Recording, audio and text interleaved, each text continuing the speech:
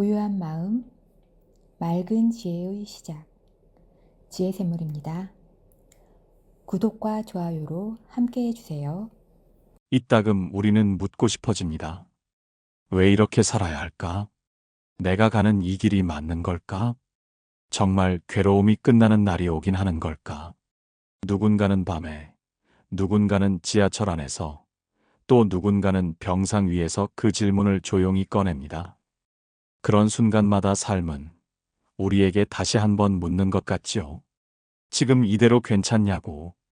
그럴 때면 누군가의 따뜻한 말이 간절해집니다. 책 한 권, 문장 하나, 어떤 이는 경전 속 한 구절에서 길을 찾기도 합니다. 그 수많은 가르침 중 오늘 우리 함께 열어볼 책은 아주 특별합니다. 42장경. 중국 불교 최초의 경전으로 알려진 이 책은 인도에서 중국으로 건너온 두 스님이 부처님의 말씀을 뽑아 정리한 42개의 짧은 장으로 이루어져 있습니다. 문장은 짧지만 그 안에는 놀랍도록 깊은 통찰이 담겨 있습니다. 욕망과 해탈, 무상함과 진실한 마음, 집착을 놓는 법과 자비를 베푸는 길까지. 이 이야기들은 어쩌면 지금 우리의 삶에도 꼭 필요한 대답들일지 모릅니다. 이제 그 첫 번째 문을 함께 열어봅니다. 가장 처음 묻고 싶은 것, 수행이란 대체 무엇입니까? 그 물음에서부터 이 순례는 시작됩니다. 1장. 출가는 마음의 결심이다. 사람들은 말합니다. 그는 출가했대. 세속을 버리고 절에 들어갔대. 하지만 부처님은 아주 다르게 말씀하셨습니다. 머리를 깎고 옷을 갈아입었다고 해서 출가자가 되는 것이 아니란다. 마음을 다해 진리를 구하고 욕망을 끊고 밖이 아닌 안을 향해 걷는 자, 그가 진짜 출가자다. 이 말은 42장경의 첫 번째 장에 담긴 이야기입니다. 한 제자가 있었습니다. 그는 오랜 고민 끝에 모든 것을 버리고 산중 수행처로 들어왔습니다. 가족도 친구도 세속의 즐거움도 뒤로 한 채 스님이 되기로 결심했지요. 그는 매일 정해진 시간에 예불하고 참선하며 경전을 외웠습니다. 하지만 밤이 되면 눈을 감고도 지워지지 않는 것이 하나 있었습니다. 바로 세상에 두고 온 자신의 욕심과 후회였습니다. 그는 어느 날 부처님 앞에 엎드려 말했습니다. 스승이시여, 저는 분명 출가했는데 왜 마음은 여전히 어지럽습니까? 부처님은 조용히 웃으며 말씀하셨습니다. 너는 몸으로는 출가했지만 마음은 아직 그 자리에 머물러 있구나. 출가란 바깥 세상을 떠나는 것이 아니라 내 안의 욕망과 미련을 하나하나 내려놓는 수행이란다. 그 말을 들은 제자는 자신이 얼마나 수행하는 사람처럼 보이고 싶어 했는지를 돌아보게 되었습니다. 진짜 수행은 누가 알아주지 않아도 조용히 자신의 그림자를 마주하는 길이라는 걸 그제야 깨달았습니다. 이 가르침은 오늘을 사는 우리에게도 똑같이 다가옵니다. 직장 생활을 하든 가정을 꾸리고 있든 출가는 어떤 특정한 사람만의 일이 아닙니다. 지나친 소비를 멈추기로 결심한 순간, 상처를 준 이에게 복수 대신 침묵을 선택한 순간, 나의 이익보단 모두의 평화를 택한 순간, 그 모든 때가 바로 마음의 출가입니다. 어쩌면 우리는 매일 잠깐씩 출가할 수 있습니다. 다만 그것이 겉모습이 아니라 내면의 태도에서 비롯되어야 한다는 것. 그것이 이 첫 번째 문이 전하고자 하는 이야기입니다. 지금 이 순간 혹시 당신 마음속에도 출가의 조용한 결심이 일고 있다면 그것만으로도 길은 이미 시작된 것입니다. 2장. 욕망은 칼날의 꿀이다. 아직 이른 새벽이었다. 검푸른 하늘 아래 숲속 길을 따라 걷던 제자는 부처님을 따라 발걸음을 옮기며 조용히 입을 열었습니다. 세존이시여, 저는 요즘 수행이 어렵습니다. 마음을 다잡고자 해도 자꾸만 옛 생각과 욕망이 떠올라 저를 흔듭니다. 부처님께서는 걸음을 멈추고 고요히 제자의 얼굴을 바라보셨습니다. 그리고는 근처의 바위에 자리를 잡고 앉으며 말씀하셨습니다. 한 아이가 있었느니라. 어느 날 아이는 길을 걷다가 바닥에 떨어진 꿀방울을 보았다. 작고 달콤해 보이는 그것을 혀로 핥는 순간 그는 달콤함에 넋이 나가 그것이 놓여 있는 곳이 칼날 위라는 사실조차 잊었다. 혀끝은 베었고 입안은 피로 물들었지만 아이는 꿀맛에 집착하며 칼끝을 계속 하찼다. 그 아이는 결국 그 작은 욕망의 단맛 때문에 자신을 다치게 했느니라. 제자의 눈이 커졌습니다. 스승님, 그 꿀이 바로 욕망입니까? 부처님은 부드럽게 고개를 끄덕이셨습니다. 그렇다. 세상살이에서 만나는 여러 가지 좋은 것들, 그것이 바로 칼날 위의 꿀이니라. 부와 권력, 쾌락, 인정, 명예 그것들이 본래 나쁜 것은 아니지만 그것에 마음이 붙는 순간 혀끝이 베이듯 고통이 시작되는 것이다. 제자는 조용히 고개를 숙였습니다. 하지만 세존이시여, 욕망이 없으면 사람은 어떻게 살 수 있습니까? 사랑하고 싶고, 인정받고 싶고, 잘 살고 싶은 것도 모두 욕망 아닌가요? 부처님은 제자의 물음에 따뜻한 눈빛으로 답하셨습니다. 욕망은 없앨 수 없다. 다만, 욕망을 어떻게 다루느냐가 중요하다. 욕망에 끌려가느냐, 욕망을 살펴보며 다스리느냐, 그 차이가 크다. 욕망을 수행의 재료로 삼을 수 있다면 그것은 더 이상 해가 되지 않느니라. 잠시 침묵이 흘렀습니다. 바람이 잎 사이를 스치며 지나갔습니다. 부처님은 이어 조용히 물으셨습니다. 그대는 왜 출가했느냐? 제자는 망설이다가 대답했습니다. 진정한 평안을 얻고 싶었습니다. 하지만 요즘은 다시 세속의 기쁨들이 떠오릅니다. 그것들을 잃은 것 같아 흔들립니다. 부처님은 고요한 미소를 지으며 말씀하셨습니다. 무엇을 잃었다 생각하는 그 마음이야말로 그대를 괴롭게 하는 진짜 이유이니라. 욕망이 고통을 낳는 것은 그 욕망이 충족되지 못할까봐 두려워하기 때문이지. 하지만 이미 내면이 평안하면 밖의 달콤함은 유혹이 되지 않는다. 도리어 마음을 살피는 거울이 되어준다. 그날 이후 제자는 매일 새벽마다 자신 안의 욕망을 그대로 들여다보았습니다. 억누르지 않고 부정하지 않고 그것이 어디서 비롯되었는지 어떻게 작동하는지를 살폈습니다. 그러자 욕망은 서서히 그를 흔들지 않게 되었고 욕망이 있는 그대로 드러나는 그 순간조차 수행의 길이 되었습니다. 지금 이 순간에도 우리는 무수한 칼날 위의 꿀을 보고 있습니다. SNS 속 타인의 삶, 광고 속 욕망, 목표를 향한 집착.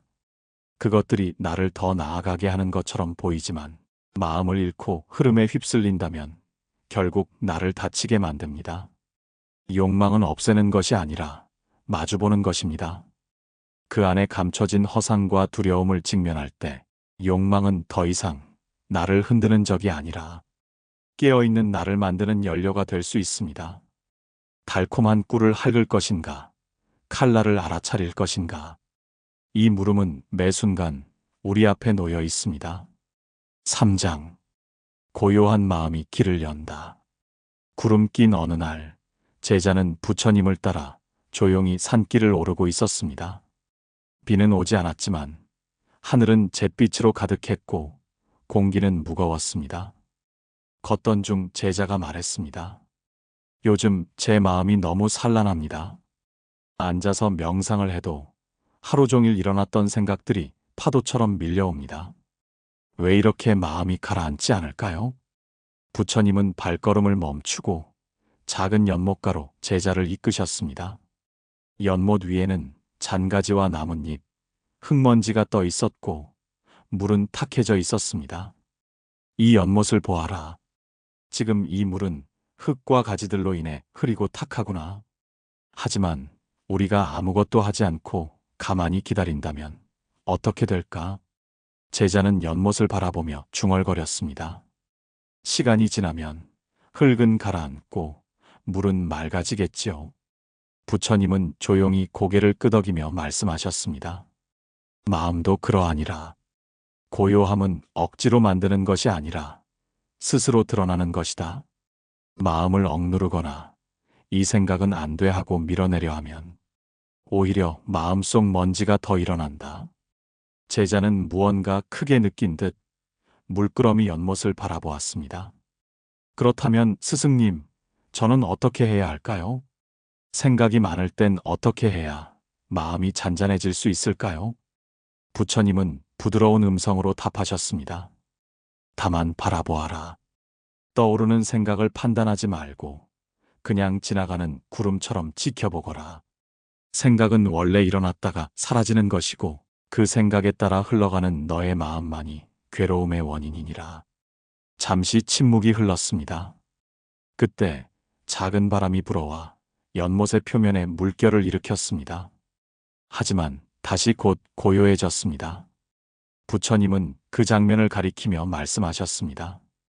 수행이란 물결 없는 연못이 되는 것이 아니라 물결이 일어날 때에도 중심을 잃지 않는 마음을 갖는 것이다.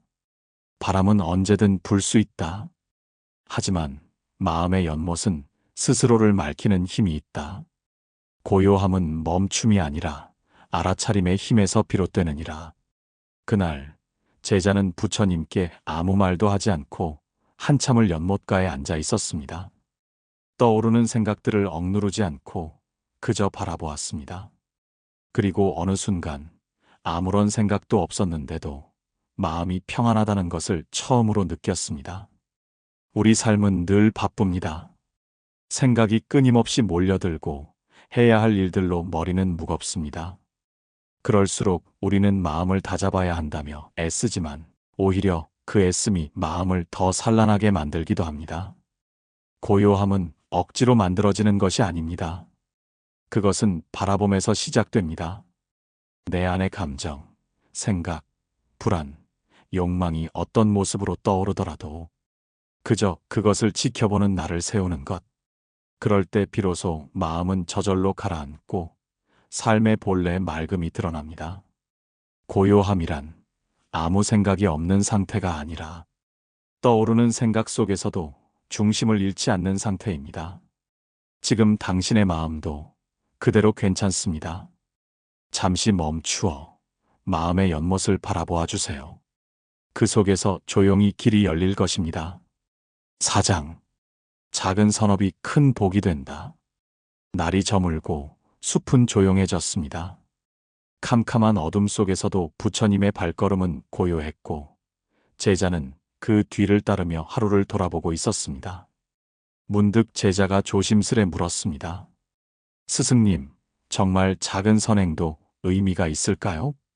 하루하루 살다 보면 그저 인사 한마디, 작은 배려 하나를 할 뿐인데 그런 것들이 과연 복이 된다고 할 수 있을까요?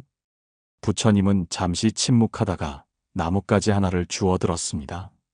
그리고 나무 옆에 작게 쌓여있는 낙엽더미 위에 그 가지를 살며시 얹으셨습니다.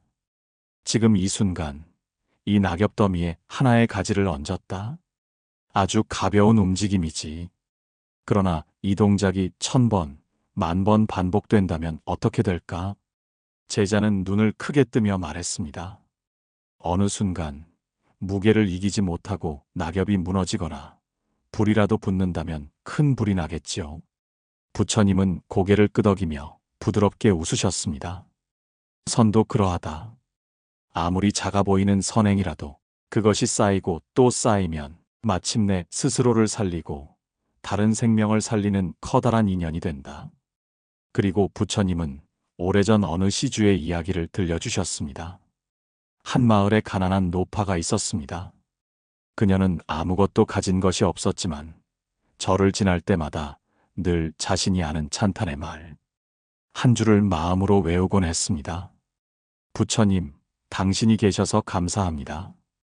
그녀는 매번 절할 힘도 없어 그냥 두 손을 모으고 조용히 그렇게 읊조렸습니다. 몇 년이 흐른 어느 날 마을에 전염병이 퍼졌습니다. 하지만 이상하게도 그 노파의 집만은 어떤 병도 들지 않았고 그녀의 자녀들도 모두 건강했습니다. 사람들은 이유를 물었고 노파는 말했습니다. 저는 그저 부처님을 떠올릴 뿐입니다.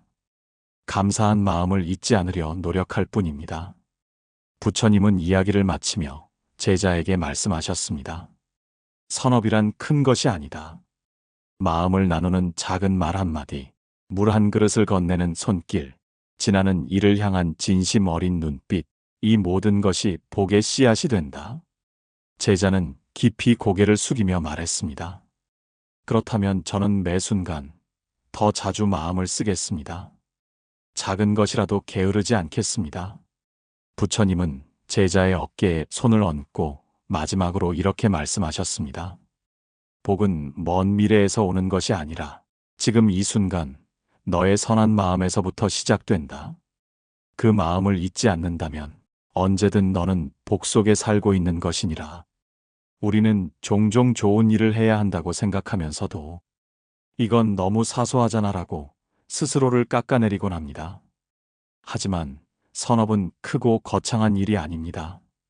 길에서 마주친 사람에게 눈을 맞추고 인사하는 것, 고생하는 이에게 따뜻한 음료 한 잔 건네는 것, 지친 가족에게 말없이 등을 토닥여주는 것. 이 모든 것이 선업입니다. 그리고 그 하나하나가 쌓여 인생을 바꾸는 복이 됩니다.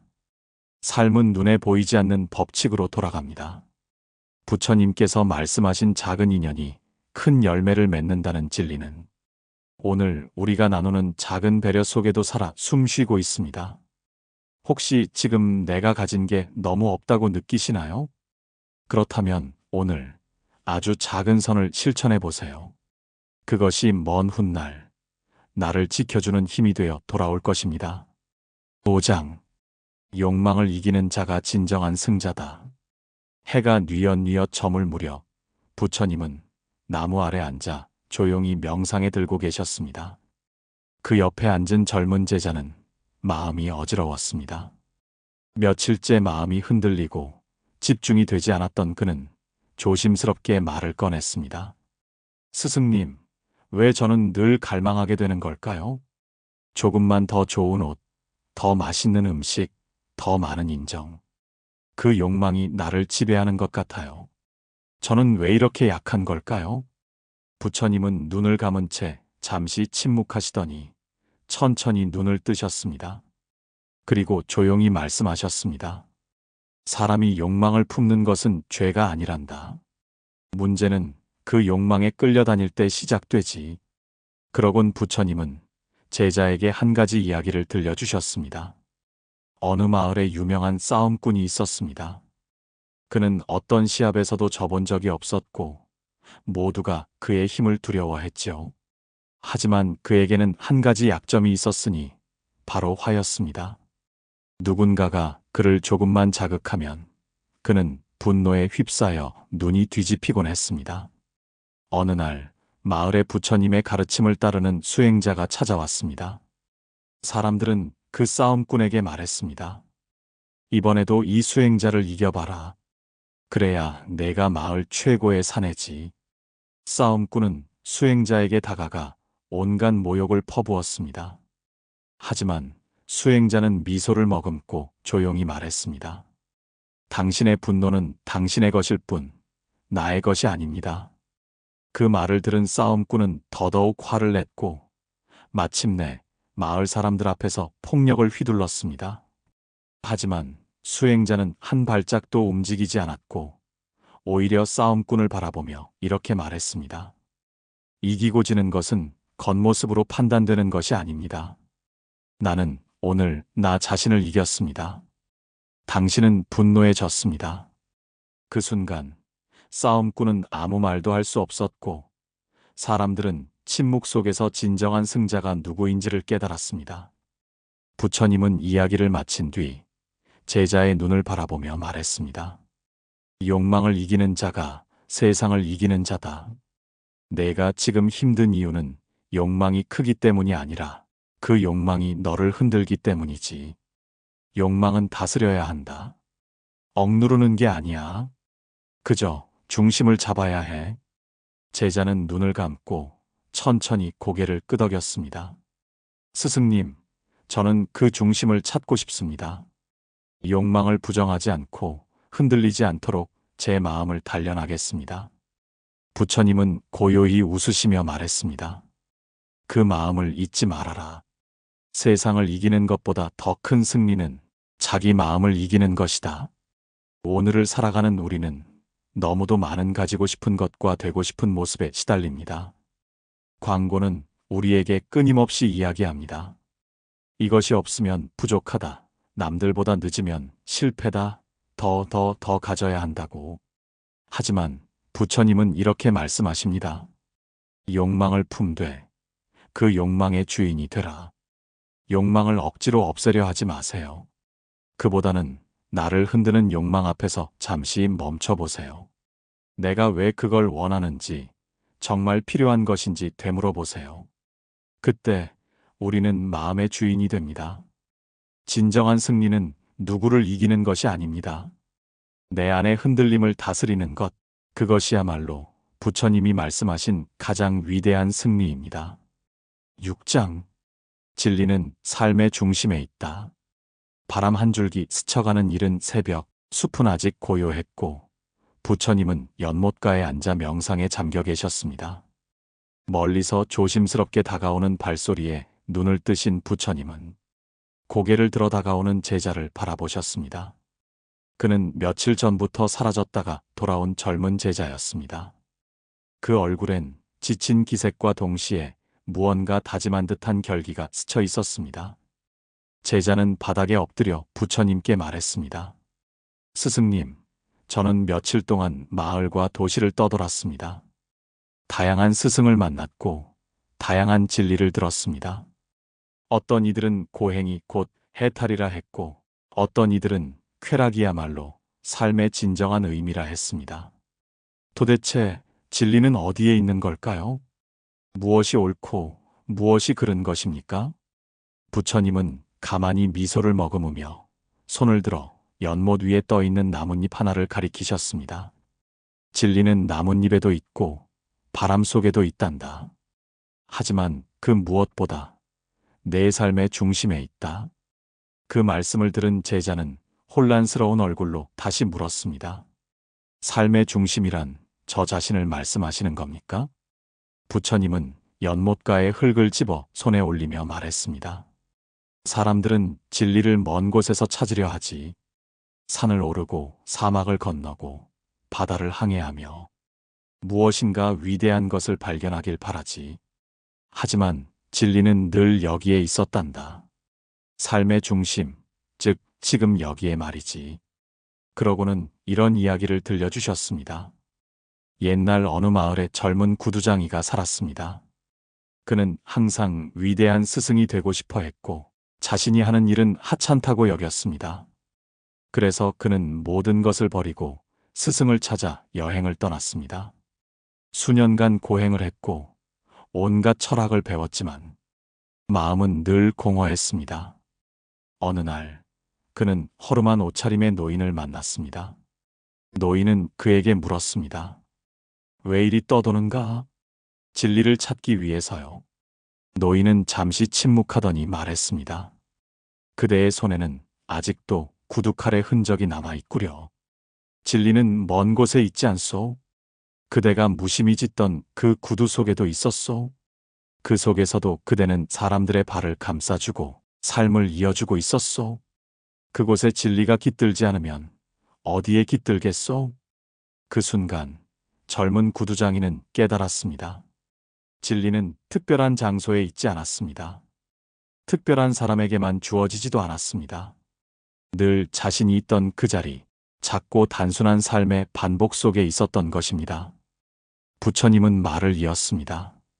진리는 거창한 말이나 기이한 수련 속에만 존재하지 않아. 너의 숨결, 너의 걸음, 너의 말 한마디, 그 안에 깃들어 있어. 그걸 보려면 멈춰야 해. 비워야 하고 깊이 들여다보아야 하지. 제자는 조용히 고개를 숙이며 말했습니다. 그렇군요. 저는 늘 어딘가 더 나은 곳에 진리가 있다고 믿었습니다. 하지만 이제야 알겠습니다. 제가 떠난 것이 아니라 제가 외면하고 있었던 것이었네요. 제 삶 속에서, 제 마음 속에서 진리를 찾아보겠습니다. 부처님은 고요히 고개를 끄덕이셨습니다. 그걸 아는 자는 길을 잃지 않는다. 삶은 곧 도이고 진리는 그 중심에 있는 법이니라.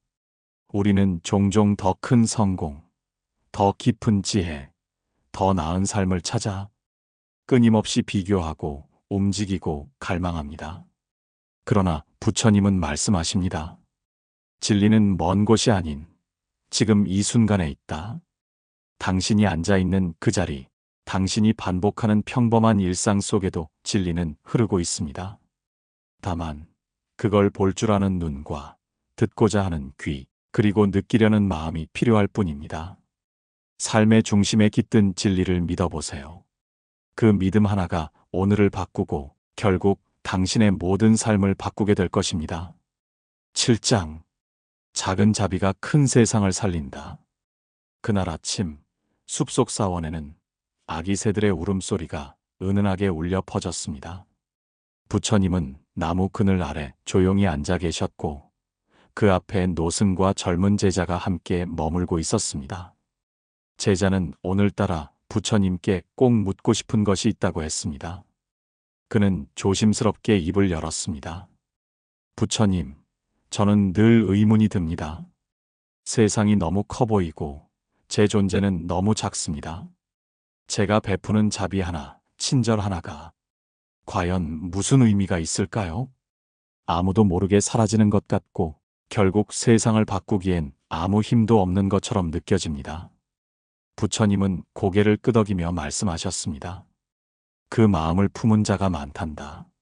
하지만 작은 자비가 흘러가면 그 끝에는 바다처럼 넓은 자비가 태어나지.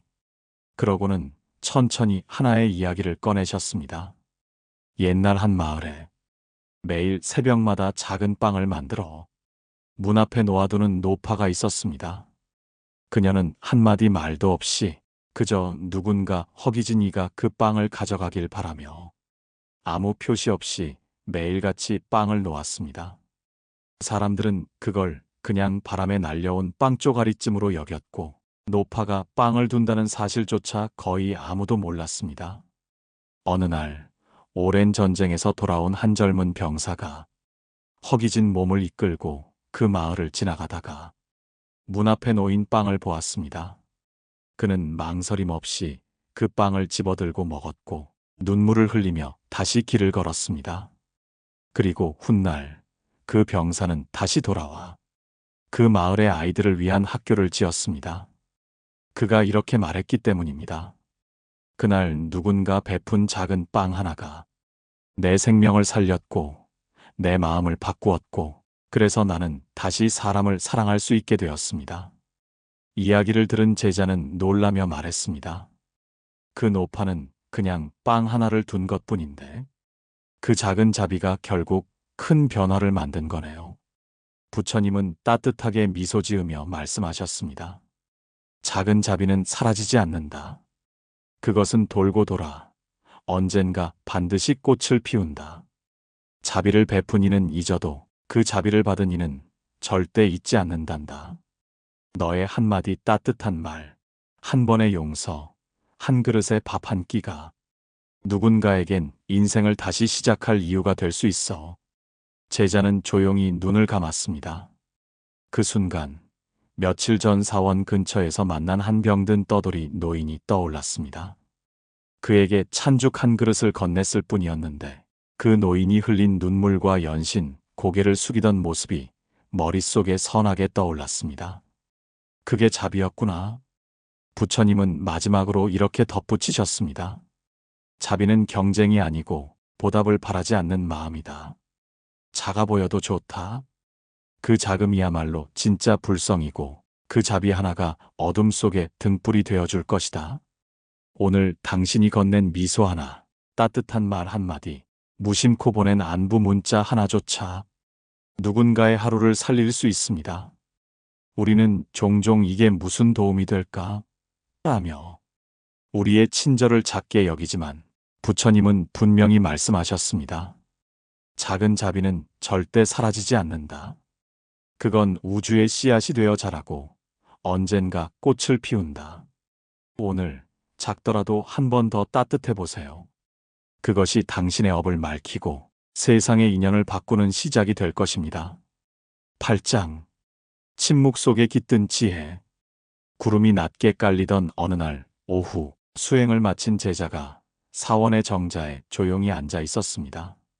그는 며칠째 같은 고민에 머물러 있었습니다. 마음속에는 답을 얻고 싶다는 갈망이 가득했고, 무엇이 옳고 그른지, 어떻게 행동해야 하는지 수없이 묻고 또 묻고 싶었습니다. 그러나 이상하게도 부처님께 그 모든 질문을 드릴 용기가 나지 않았습니다. 그때 조용히 다가온 부처님이 옆에 앉으셨습니다. 말 한마디 없이 그저 함께 앉으셨을 뿐인데, 제자는 자신도 모르게 마음이 가라앉는 것을 느꼈습니다. 그리고 얼마 뒤 부처님께 조심스럽게 말했습니다. 부처님, 저는 요즘 말이 너무 많았던 것 같습니다. 많이 말하면 더 빨리 깨달을 줄 알았는데 오히려 마음만 복잡해졌습니다. 말을 줄인다고 해서 진짜 지혜가 자라는 걸까요? 부처님은 조용히 고개를 끄덕이시고 이야기 하나를 꺼내셨습니다. 옛날 한 젊은 수행자가 있었습니다. 그는 남보다 빨리 깨닫고 싶어서 어디에서든 끊임없이 질문하고 대답하고 설명했습니다. 그가 있는 곳엔 언제나 말의 향연이 펼쳐졌습니다. 그런데 하루는 노스님이 그를 불러 말했습니다. 이제 당분간 침묵 수행을 해보아라. 처음엔 괴로웠습니다. 말하고 싶은 마음을 누르는 건 산속의 고된 노동보다 더 힘들었기 때문입니다. 그러나 침묵 속에서 그는 처음으로 자신의 마음이 얼마나 소란스러웠는지를 보게 되었습니다. 말을 멈추니 마음이 들렸고, 마음이 들리니 진실이 보이기 시작한 것입니다. 수개월이 흐른 뒤 노스님은 다시 그를 불렀습니다. 이제 말해보아라. 그 침묵은 너에게 무엇을 남겼느냐? 젊은 수행자는 눈물을 글썽이며 대답했습니다. 말을 줄이니 마음이 말하더이다. 그제야 저는 들을 수 있었습니다. 자연의 소리, 사람의 고통, 제 안의 어부려. 노스님은 조용히 웃으셨습니다. 그래, 진짜 말은 마음으로 전해지는 것이다. 이야기를 듣던 제자는 작게 숨을 내쉬었습니다. 그동안 그는 얼마나 많은 말로 자신을 감추고 있었는지 깨달았습니다. 부처님은 그를 바라보며 부드럽게 말씀하셨습니다. 말이란 칼과 같아서 지혜롭게 쓰면 진리를 자르고 어설프게 휘두르면 상처를 남긴단다. 때로는 침묵이 더 큰 가르침이 된다. 왜냐하면 침묵은 내면을 바라보게 하고 그 내면에서 진짜 깨달음이 자라기 때문이지. 제자는 고개를 숙였습니다. 그리고는 마음속으로 다짐했습니다. 이제는 말보다 마음을 먼저 살피겠습니다. 우리는 오늘도 많은 말을 하며 살아갑니다. 설명하고 변명하고 설득하고 그렇게 말로 세상을 이기려 했습니다. 하지만 부처님은 말씀하셨습니다. 침묵은 가장 깊은 언어다. 가끔은 말보다 귀를 열고 마음을 여는 것이 더 큰 지혜가 될 수 있습니다. 당신의 말이 진짜 의미를 가지려면 먼저 마음의 소리를 들을 수 있어야 합니다. 말을 줄이면 마음이 커집니다. 그리고 그 마음이 당신과 누군가의 인연을 밝히고 세상을 조금 더 따뜻하게 할 것입니다. 9장. 무소유. 진짜 가짐의 시작. 산사의 하늘은 눈부시게 맑았습니다.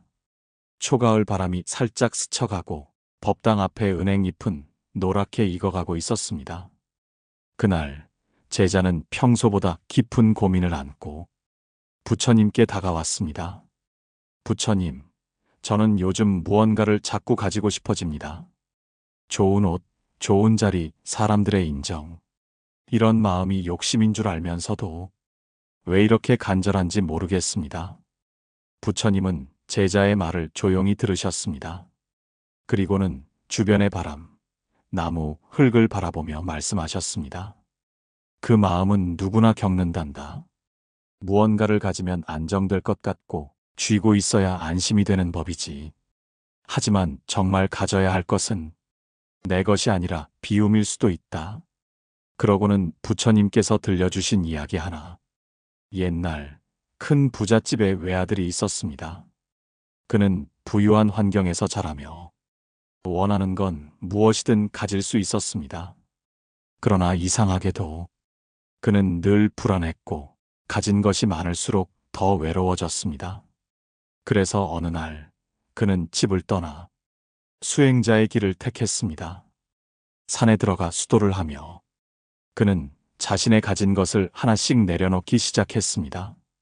좋은 옷을 벗고 맛난 음식을 내려놓고 지위도 이름도 과거의 추억마저도 비웠습니다. 시간이 흐르자 사람들은 그를 찾아와 물었습니다. 당신은 모든 걸 버렸는데 왜 이렇게 평온해 보이십니까? 그는 웃으며 대답했습니다. 모든 걸 버렸기에 이제야 진짜 나를 가질 수 있었소. 부처님은 제자를 향해 조용히 말씀하셨습니다. 많이 가진다고 풍요로운 건 아니란다. 오히려 버릴수록 마음은 가벼워지고 비울수록 본래의 지혜가 드러나는 법이지. 무소유란 아무것도 없다는 뜻이 아니다. 불필요한 집착에서 벗어나 진짜 귀한 것을 되찾는 길이란다. 제자는 그 말씀을 듣고 나서 자신이 왜 그렇게 불안했는지를 알게 되었습니다. 그는 욕심이 아니라 불안과 두려움을 붙들고 있었던 것이었습니다. 우리는 많은 걸 가지려 했습니다. 더 좋은 집, 더 많은 돈, 더 높은 자리. 하지만 아무리 가져도 불안은 여전히 마음을 흔듭니다. 부처님은 말씀하셨습니다. 소유는 외부를 채우고 무소유는 내면을 여는 일이다. 진짜 자유는 무엇을 쥐었는가가 아니라 무엇을 놓을 수 있는가에 달려 있습니다. 하루 한 번 나에게 물어보세요. 정말 필요한 것은 무엇인가? 그 질문 앞에서 우리가 놓는 모든 것들은 결국 더 깊은 나를 만나는 길이 될 것입니다. 10장 화, 나를 태우는 불꽃. 어느 날 산사에 머물던 제자는 무언가에 단단히 화가 난 듯한 얼굴로 부처님을 찾아왔습니다. 부처님, 저는 도저히 참을 수가 없습니다. 누군가가 저를 모욕했습니다. 그 말이 제 가슴 속에서 계속 불처럼 타올라 가만히 있질 못하겠습니다. 제자의 목소리에는 분노와 억울함, 그리고 속으로 삼키지 못한 자존심이 묻어 있었습니다. 부처님은 잠시 말없이 그를 바라보다 작은 촛불 하나를 켜시고 조용히 말씀하셨습니다. 이 불은 너를 데우기도 하고 너를 태우기도 한다. 자, 이 불을 손으로 쥐어보거라. 제자는 움찔하며 고개를 저었습니다. 그건 너무 위험합니다. 데일 텐데요. 부처님은 고개를 끄덕이며 말씀하셨습니다. 그래, 화란 그와 같단다. 타인을 향해 던졌다고 믿지만 사실은 자신을 먼저 태우는 불이란다. 그리고는 부처님께서 예전 수행자의 이야기를 들려주셨습니다. 그는 세상에 분노로 가득 차 있었습니다. 누군가 그를 무시하거나 작은 말실수를 해도 금세 성을 냈고 그 분노는 사람들과의 관계를 끊어버렸습니다. 어느 날 그는 큰 스님을 찾아가 저는 이 분노를 없애고 싶습니다. 하지만 누가 저를 건드리면 저는 어쩔 수 없습니다. 하고 말했습니다. 큰 스님은 대답했습니다. 사람이 너를 건드린 것이 아니라 내 안에 쌓인 불씨를 그저 흔든 것일 뿐이다. 그 불은 내 안에 이미 있었단다. 그제야 그는 알았습니다. 분노는 바깥에서 들어오는 것이 아니라 자기 안에 있는 고집, 아픔, 자존심에서 피어오르고 있었다는 것을. 부처님은 제자에게 물으셨습니다. 화가 날 때 그 불을 키우는 자는 누구인가? 저 자신입니다. 제자가 조용히 대답했습니다. 그래, 마음의 불은 스스로 꺼야 한단다. 화를 다스린다는 건 다른 사람을 억누르는 것이 아니라 자신을 살리는 일이란다. 그리고 부처님은 마지막으로 나지막이 말씀하셨습니다. 화가 올라올 땐 말하지 말고 행동하지 말고 그저 바라보아라. 그 불이 어디서 피어오르는지 보아라. 그것이 자비의 시작이다. 우리는 하루에도 몇 번씩 화를 느낍니다. 부당한 말, 억울한 상황, 나를 몰라주는 사람들 앞에서 가슴 속에서 불이 일듯 화가 치밀어 오릅니다. 하지만 그 화는 대상을 상하게 하기 전에 내 몸과 마음을 먼저 상하게 만듭니다. 부처님께서 말씀하셨습니다. 화를 다스리는 자는 100번의 전쟁에서 이긴 자보다 위대하다. 그만큼 어려운 일이지만 그만큼 값진 일입니다. 오늘도 불편한 말 한마디 들었을 때 한 번만 더 깊이 숨을 들이쉬고 내 마음속에 피어오른 불을 따뜻한 자비로 바라보세요. 그것이 곧 내 삶을 태우는 불을 꺼트리고 평화로 나아가는 첫걸음이 될 것입니다. 11장 말, 입에서 나와 운명을 만든다. 초저녁, 산사의 종소리가 산 너머로 퍼지고 있었습니다. 한 제자가 말없이 앉아 있다가 부처님 앞에 조용히 무릎을 꿇었습니다. 부처님, 저는 오늘 큰 실수를 저질렀습니다. 화를 참지 못하고 친구에게 상처되는 말을 해버렸습니다. 지금 와서 후회가 되지만 그 말은 이미 제 입에서 나가버렸습니다. 부처님은 조용히 고개를 끄덕이셨습니다. 그래, 말이란. 한 번 입 밖으로 나가면 다시 담을 수 없지. 말은 바람보다 빠르고 칼보다 깊이 남는단다. 그리고는 부처님께서 하나의 옛 이야기를 들려주셨습니다. 옛날 한 제자가 말이 거칠기로 유명했습니다. 화가 나면 참지 못하고 비난과 독한 말로 주변 사람들을 공격했죠. 어느 날 그 제자는 한 노인을 향해 화가 난 나머지 모욕적인 말을 내뱉고 말았습니다. 노인은 아무 말 없이 돌아섰지만 그날 이후 마을 사람들은 그 제자를 멀리하기 시작했습니다. 그는 스승에게 찾아가 저는 말로만 그랬을 뿐입니다. 손으로 해친 것도 아닌데 왜 이렇게까지 미움받는지 모르겠습니다. 스승은 말했습니다. 내가 뱉은 말은 칼보다 더 날카로웠다. 칼로 베인 상처는 시간이 지나면 아물 수 있지만 말로 입힌 상처는 사람의 가슴 속에 평생 남기도 한단다. 부처님은 제자에게 연못가의 연꽃을 가리키며 말씀하셨습니다. 말은 씨앗과 같단다. 무심코 던진 말 하나가 남의 마음 속에 자라고 그 말이 꽃이 될 수도 가시가 될 수도 있다. 부드러운 말은 사람을 살리고 거친 말은 관계를 죽인다. 제자는 고개를 숙이며 말했습니다. 부처님, 저는 어떻게 해야 제 입에서 좋은 말만 나올 수 있을까요? 부처님은 미소 지으며 대답하셨습니다. 마음이 고요하면 말도 고요하단다. 생각이 맑으면 말도 맑게 흐르고 말을 바꾸려면 먼저 마음을 닦아야 하느니라. 우리는 하루에도 수많은 말을 내뱉습니다. 가볍게 던진 농담, 습관처럼 내뱉는 불평, 감정 따라 흘러나온 한마디. 그 말들이 누군가에게는 위로가 되기도 하고 누군가에게는 평생 지워지지 않는 상처가 되기도 합니다. 부처님은 말씀하셨습니다. 혀는 작지만 그 힘은 크다. 말을 삼가면 화가 멀어지고 말을 가꾸면 복이 찾아온다. 오늘 하루 말하기 전 한 번만 마음속에 되새겨 보세요. 지금 이 말이 상처일까? 위로일까? 그 질문 하나가 여러분의 삶을 더 따뜻하게 만들 것입니다. 12장 게으름, 삶을 조금씩 무너뜨리는 그림자. 맑은 햇살이 산사의 마당을 비추던 어느 아침, 늦잠을 자고 나온 한 제자가 부스스한 얼굴로 법당 문을 밀고 들어왔습니다. 그는 두 손을 모으며 부처님께 말했습니다. 부처님, 저는 마음속에 분명 뜻이 있고 수행도 하고 싶고 삶을 바꾸고도 싶지만 몸이 잘 따라주지 않습니다. 게으름이 저를 이깁니다. 그 말에 부처님은 빙그레 웃으시며 나무 아래 자리를 권하셨습니다. 게으름은 눈에 보이지 않지만 사람을 가장 빠르게 무너뜨리는 그림자란다. 그것은 조용히 다가와 삶의 기운을 서서히 빼앗지. 그리고 부처님은 한 젊은 수행자의 이야기를 들려주셨습니다.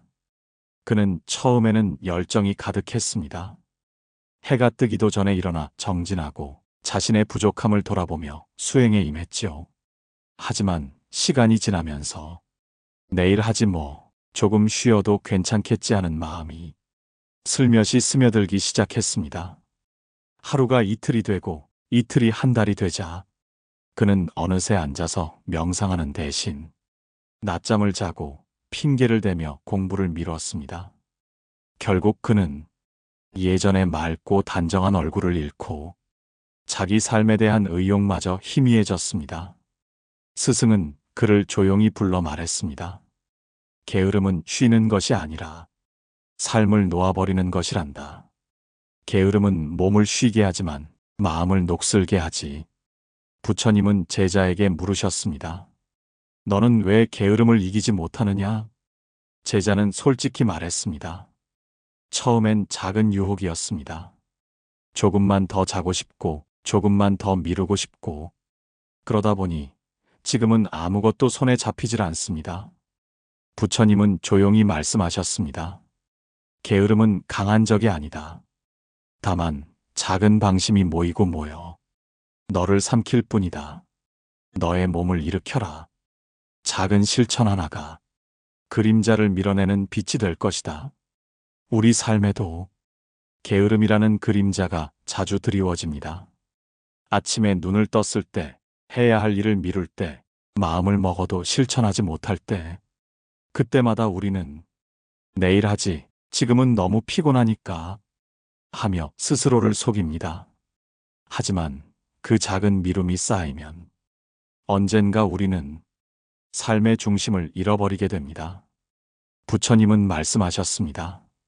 삶은 짧고 기회는 덧없다. 부지런함은 복의 근원이요. 게으름은 모든 고통의 시작이다. 오늘 작은 한 걸음이라도 내딛어 보세요. 그것이 바로 게으름이라는 그림자에 빛을 들이우는 첫걸음입니다. 13장 집착, 마음을 묶는 보이지 않는 밧줄. 늦은 오후, 붉게 물든 하늘 아래 한 제자가 무거운 발걸음으로 부처님을 찾아왔습니다. 부처님, 저는 요즘 잠도 잘 오지 않습니다. 누군가를 놓지 못해서 어떤 일도 손에 잡히지 않고 자꾸만 그 사람 생각에 마음이 흔들립니다.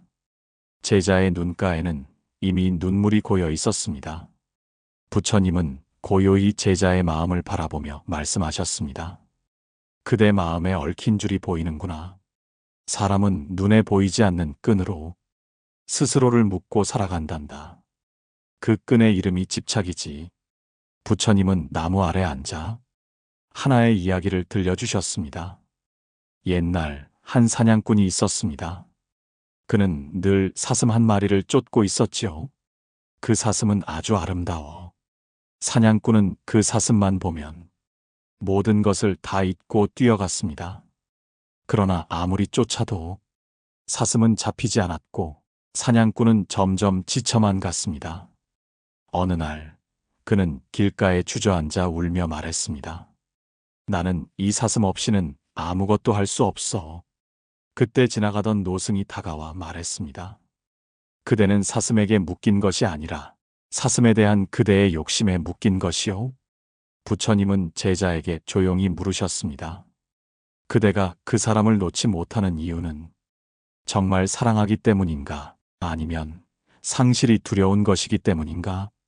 제자는 아무 말도 하지 못한 채 고개를 떨궜습니다. 부처님은 부드럽게 웃으시며 말씀하셨습니다. 사랑은 자유롭게 두는 것이고 집착은 움켜쥐려는 것이니라. 잡으려 애쓰는 순간 마음은 불안해지고 그대는 스스로를 족쇄에 가두게 된다. 마음을 놓아야 비로소 숨이 쉬어진다. 우리의 삶에도 이렇듯 놓지 못하는 것이 있습니다.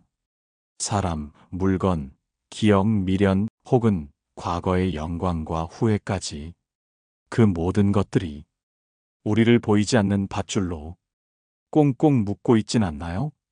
부처님은 말씀하셨습니다. 놓아야 얻는다. 비우면 채워지고 흘려보내야 진짜 나에게 돌아온다. 마음속에 묻혀있는 집착이라는 이름의 밧줄을 하나씩 풀어주세요. 그때 비로소 그대의 마음은 가볍고 자유롭게 바람처럼 흘러갈 수 있을 것입니다. 14장 선업. 나를 지키는 보이지 않는 갑옷. 비가 조용히 내리던 어느 날 산길을 따라 한 노스님과 제자가 걷고 있었습니다. 문득 제자가 물었습니다. 스승님, 왜 어떤 사람은 나쁜 일을 많이 했는데도 평생 복을 누리고 또 어떤 이는 착하게 살았지만 오히려 고통을 많이 겪는 걸까요? 노스님은 잠시 걸음을 멈추더니 땅에 떨어진 잎 하나를 주워들며 말했습니다. 이 잎사귀는 어제 떨어졌지만 땅에 닿은 건 오늘이지. 그처럼 업이라는 것도 지은 때와 드러나는 때가 다르단다. 며칠 뒤 제자는 그 의문을 품은 채 부처님을 찾아왔습니다. 부처님, 선업을 쌓으면 정말 복을 받게 되나요? 그런데 왜 선하게 살아도 괴로운 일이 끊이지 않지요? 부처님은 조용히 말씀하셨습니다. 그대는 논밭에 씨를 뿌리고 곧장 열매를 기대하느냐? 제자는 고개를 저었습니다. 씨는 흙 속에서 자라고 비와 햇볕과 시간이 더해져야 비로소 싹이 트고 열매를 맺습니다. 부처님은 고개를 끄덕이며 말했습니다. 선업도 그와 같단다. 오늘의 착한 말, 오늘의 바른 행동, 오늘의 따뜻한 마음 하나하나는 미래의 그대를 지켜주는 보이지 않는 갑옷이 되지. 그리고 부처님은 한 상인의 이야기를 들려주셨습니다. 그 상인은 평생 정직하게 장사를 하며 사람을 속이지 않았습니다.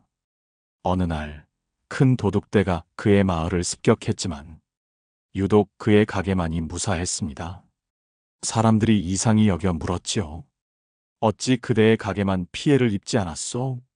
상인은 이렇게 답했습니다. 저는 늘 선한 마음으로 살았을 뿐입니다.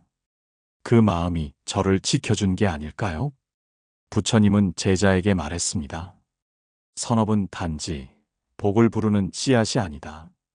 그것은 고난의 날에 그대를 지켜주는 갑옷이며 험한 인생길에서 스스로를 잃지 않게 해주는 등불이다. 오늘 하루 우리는 몇 번이나 참았고 몇 번이나 따뜻한 말을 건넸으며 얼마나 정직했을까요? 지금 당장은 보이지 않을 수 있습니다. 선업은 눈에 띄지 않게 쌓이지만 반드시 삶을 바꾸는 순간이 옵니다. 부처님은 말씀하셨습니다. 선을 쌓는 이는 검은 밤에 등불을 들고 걷는 것과 같으니 그 빛은 점점 더 밝아지느니라. 내가 지은 선은 언젠가 반드시 나를 지켜줄 것입니다. 오늘 작은 착한 마음 하나로 당신도 당신의 갑옷을 단단히 다듬어 주세요. 15장 해탈 모든 고통에서 벗어나는 길. 깊은 새벽 안개가 자욱하게 깔린 숲길. 한 제자가 조용히 부처님 곁에 앉았습니다. 그는 오랜 시간을 함께하며 많은 가르침을 들었지만 마음 한구석엔 여전히 해결되지 않은 질문이 남아 있었죠. 부처님, 저는 진리를 조금은 알 것 같습니다. 하지만 고통은 여전히 사라지지 않습니다. 슬픔, 외로움, 불안. 이 모든 고통에서 완전히 벗어날 방법은 정말 없을까요? 부처님은 말없이 주변을 둘러보다가 조용히 연못을 가리키셨습니다. 저 연못을 보아라. 수면 위는 잔잔하지만 그 아래는 진흙이 가라앉아 있지. 부처님은 제자의 눈을 바라보며 말씀하셨습니다. 사람의 마음도 그와 같단다. 고요해 보이는 순간에도 마음 깊은 곳엔 번뇌와 업이 가라앉아 있지. 해탈이란 그 모든 진흙까지 비워내는 것. 어떤 것에도 얽매이지 않고 어떤 것에도 끌려가지 않는 자유로운 상태이지. 그리고 부처님은 한 수행자의 이야기를 들려주셨습니다. 그는 수년간 산속에서 수행하며 배고픔과 외로움을 견디고 마음을 고요히 다스리는 법을 익혔습니다. 어느 날 그는 마을로 내려가 어린아이가 깨뜨린 그릇 하나에 화를 내고 말았습니다. 그 순간 그는 깨달았지요. 나는 아직 완전히 놓지 못했구나. 그날 밤 그는 다시 숲으로 돌아가 자신의 분노를 가만히 들여다보았습니다. 그리고 드디어 어떤 상황에서도 흔들리지 않는 마음을 깨닫게 되었지요. 부처님은 말씀하셨습니다. 해탈은 멀리 있는 것이 아니다. 그대 마음 안에 있다. 눈앞의 고통에 매이지 않고 과거의 상처를 다시 붙들지 않으며 미래의 불안에 마음을 빼앗기지 않을 때 그때 그대는 이미 해탈을 향해 걸음을 옮긴 것이니라. 오늘날 우리는 끝없이 비교하며 억울함을 삼키고 내일을 걱정하며 살아갑니다. 그러나 부처님은 말씀하셨습니다. 마음이 머물지 않는 곳에 고통은 없다. 해탈이란 무소유의 삶이 아닙니다. 무집착의 마음입니다. 무엇을 가졌든 어디에 있든 그 마음이 자유롭다면 우리는 이미 해탈의 문 앞에 서 있는 것입니다. 잠시 멈추어 내 마음을 들여다보세요. 그리고 조용히 물어보세요. 나는 지금 무엇에 매여 있는가? 이 질문이 그대를 고통에서 자유롭게 하는 첫걸음이 되어줄 것입니다. 한 권의 경전을 다 읽고 나면 우리는 때때로 묻습니다. 이 많은 말씀들 속에서 내가 꼭 붙들어야 할 단 하나는 무엇일까? 42장경. 부처님께서 깨달음의 길목에서 제자들에게 남기신 42편의 말씀. 그 말씀들은 마치 인생의 사계절처럼 다양하고 사람의 마음처럼 깊고 복잡했습니다. 하지만 그 모든 가르침이 결국 향한 곳은 단 하나의 방향이었습니다. 번뇌에서 벗어나 자유롭고 평화로운 삶을 살아라. 지금까지 함께 걸어온 이 15개의 문은 42장경의 주요 장들을 현대인의 삶에 맞게 풀어본 여정이었습니다. 그 여정 속에서 우리는 다음과 같은 깨달음을 얻었습니다.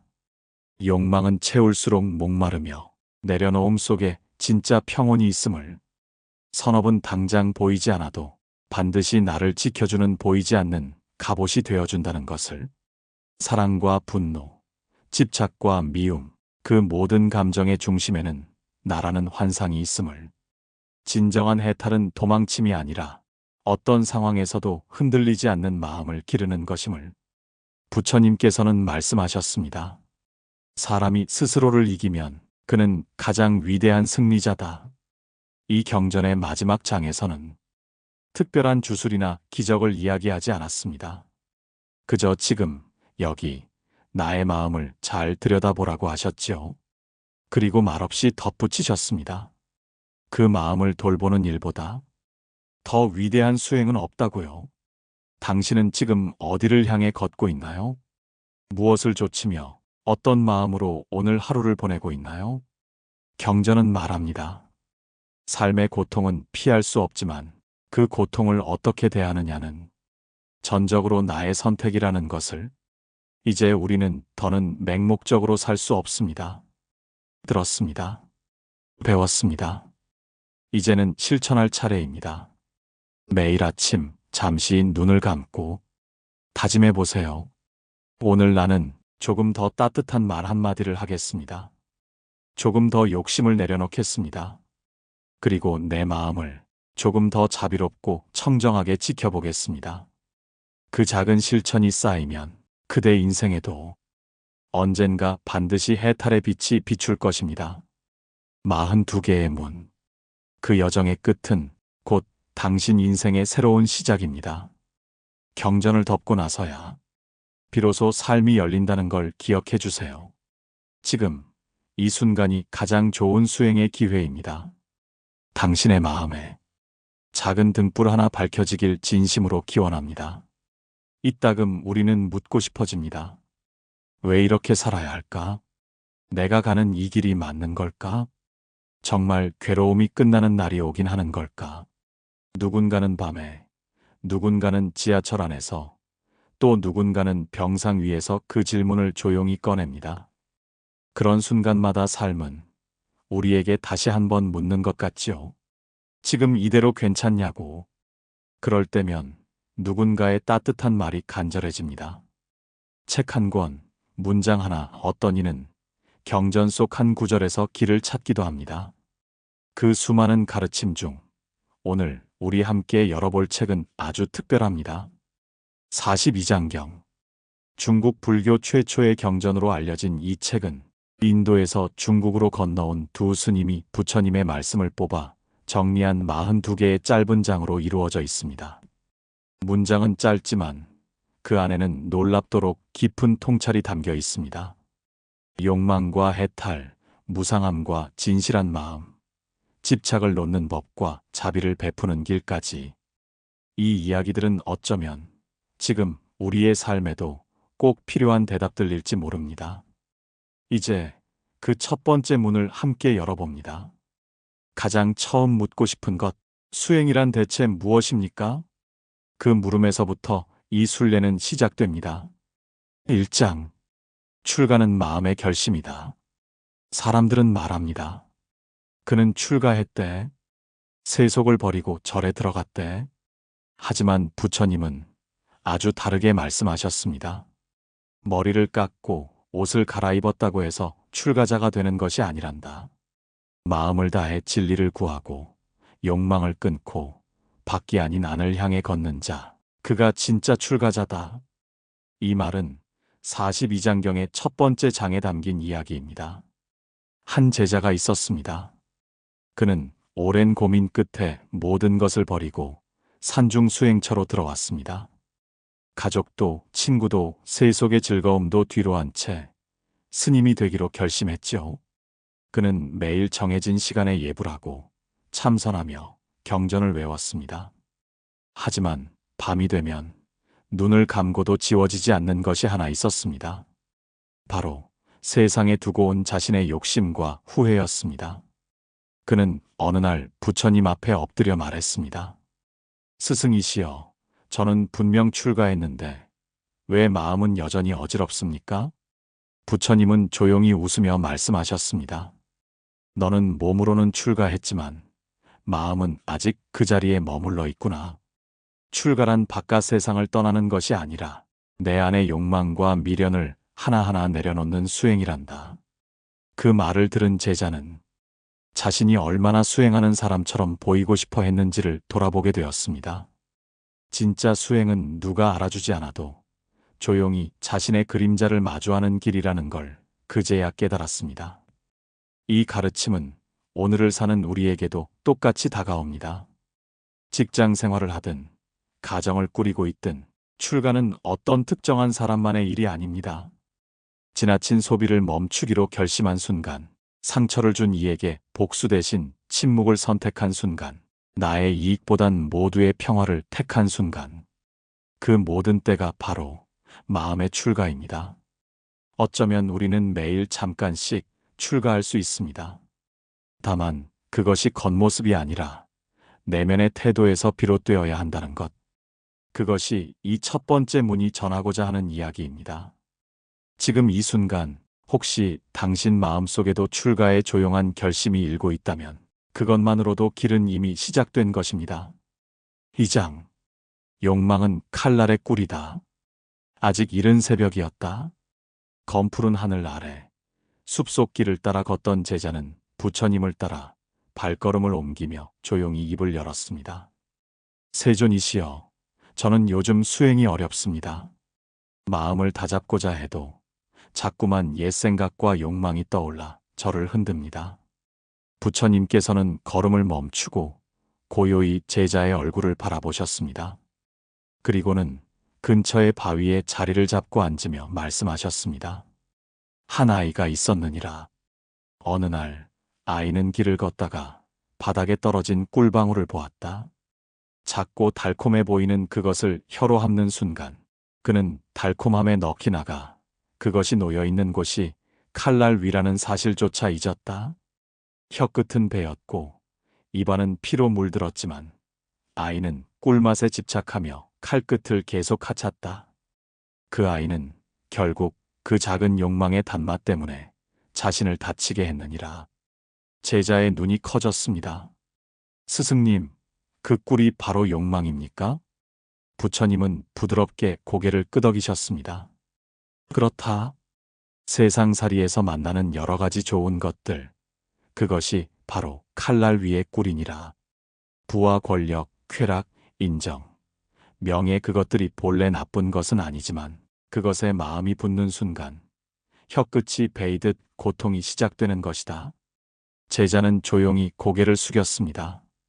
하지만 세존이시여, 욕망이 없으면 사람은 어떻게 살 수 있습니까? 사랑하고 싶고, 인정받고 싶고, 잘 살고 싶은 것도 모두 욕망 아닌가요? 부처님은 제자의 물음에 따뜻한 눈빛으로 답하셨습니다. 욕망은 없앨 수 없다.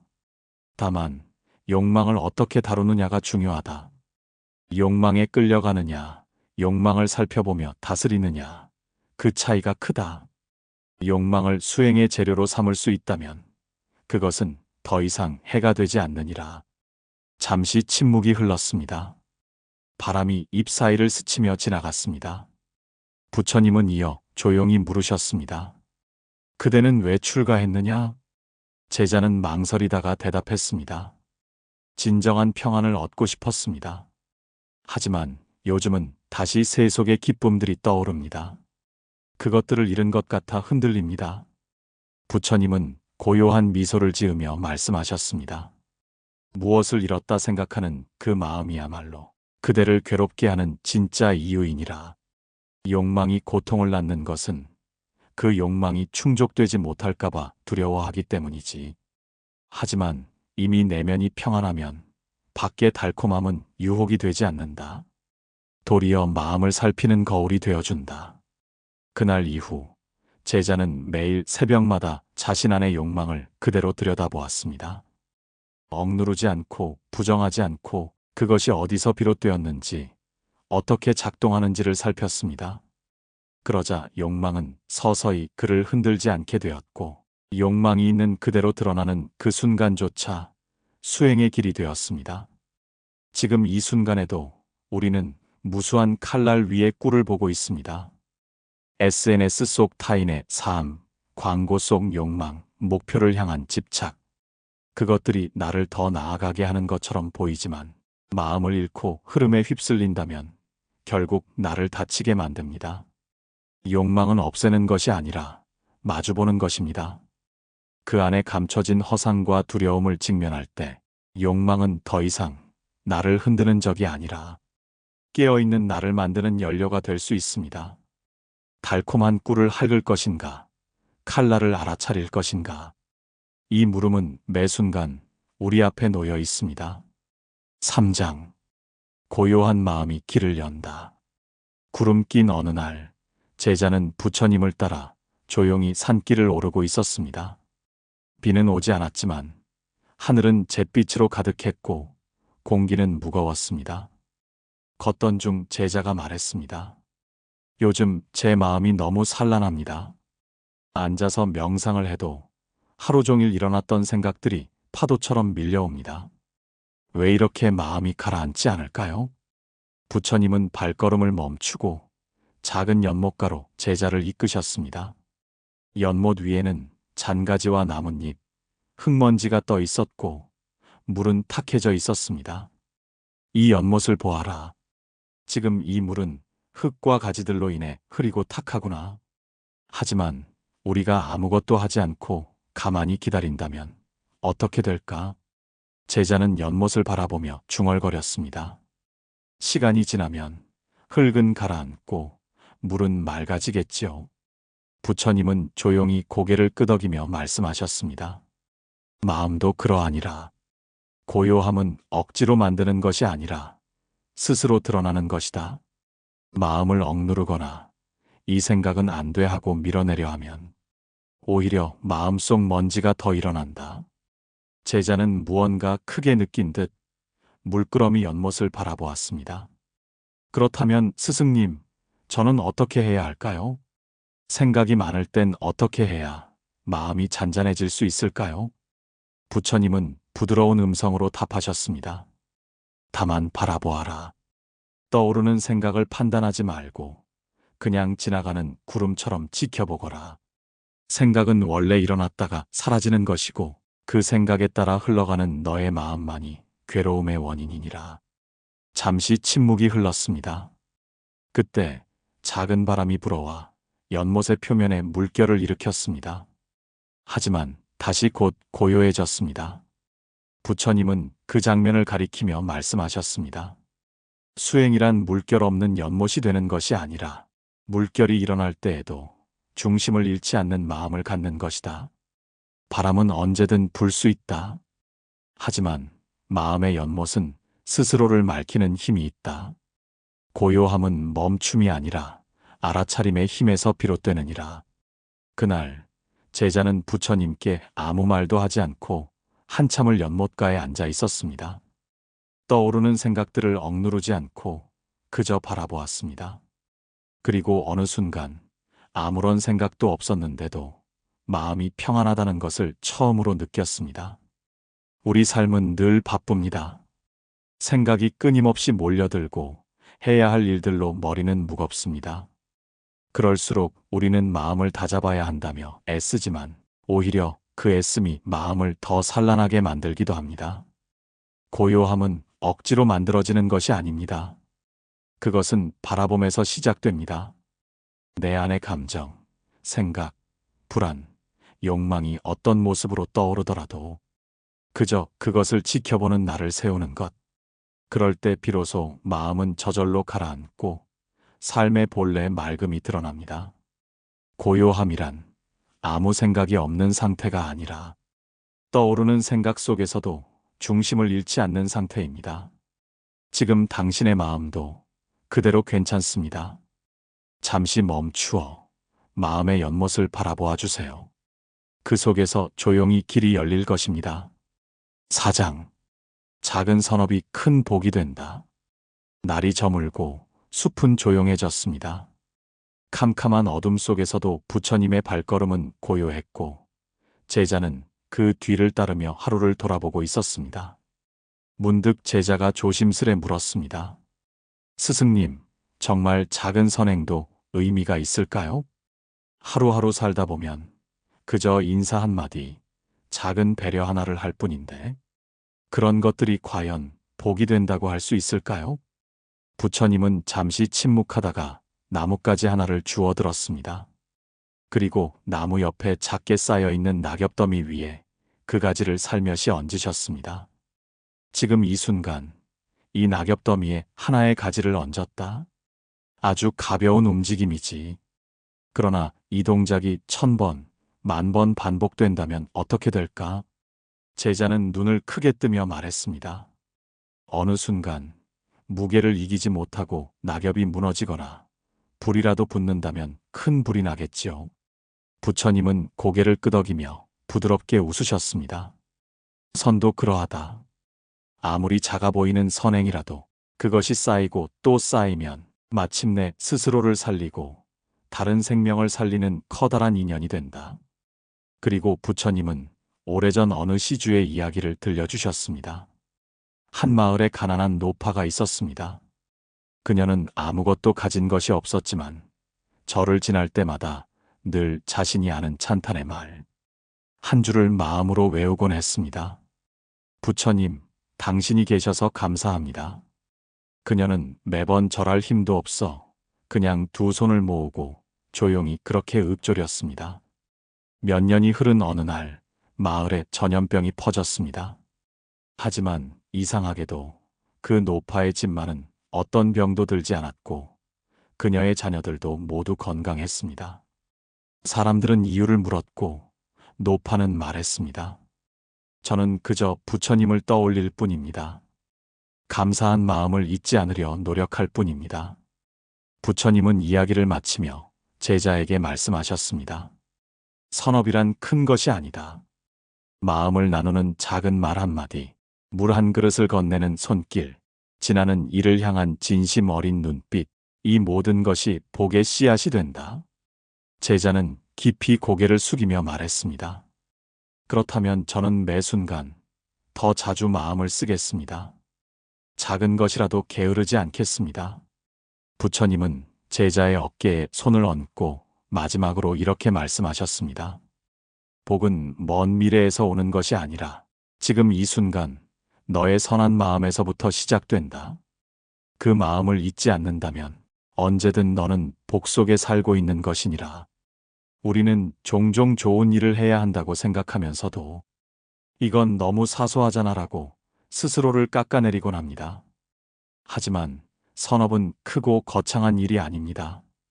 길에서 마주친 사람에게 눈을 맞추고 인사하는 것, 고생하는 이에게 따뜻한 음료 한 잔 건네는 것, 지친 가족에게 말없이 등을 토닥여주는 것. 이 모든 것이 선업입니다. 그리고 그 하나하나가 쌓여 인생을 바꾸는 복이 됩니다. 삶은 눈에 보이지 않는 법칙으로 돌아갑니다. 부처님께서 말씀하신 작은 인연이 큰 열매를 맺는다는 진리는 오늘 우리가 나누는 작은 배려 속에도 살아 숨쉬고 있습니다. 혹시 지금 내가 가진 게 너무 없다고 느끼시나요? 그렇다면 오늘 아주 작은 선을 실천해 보세요. 그것이 먼 훗날 나를 지켜주는 힘이 되어 돌아올 것입니다. 5장. 욕망을 이기는 자가 진정한 승자다. 해가 뉘엿뉘엿 저물 무렵 부처님은 나무 아래 앉아 조용히 명상에 들고 계셨습니다. 그 옆에 앉은 젊은 제자는 마음이 어지러웠습니다.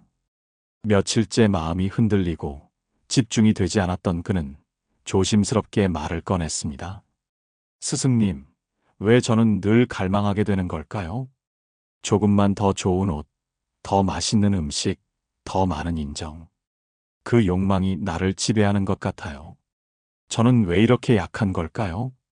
부처님은 눈을 감은 채 잠시 침묵하시더니 천천히 눈을 뜨셨습니다.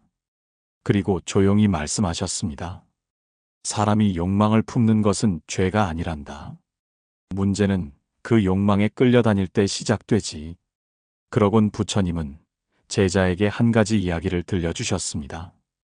어느 마을에 유명한 싸움꾼이 있었습니다. 그는 어떤 시합에서도 져본 적이 없었고 모두가 그의 힘을 두려워했죠. 하지만 그에게는 한 가지 약점이 있었으니 바로 화였습니다. 누군가가 그를 조금만 자극하면 그는 분노에 휩싸여 눈이 뒤집히곤 했습니다. 어느 날 마을에 부처님의 가르침을 따르는 수행자가 찾아왔습니다. 사람들은 그 싸움꾼에게 말했습니다.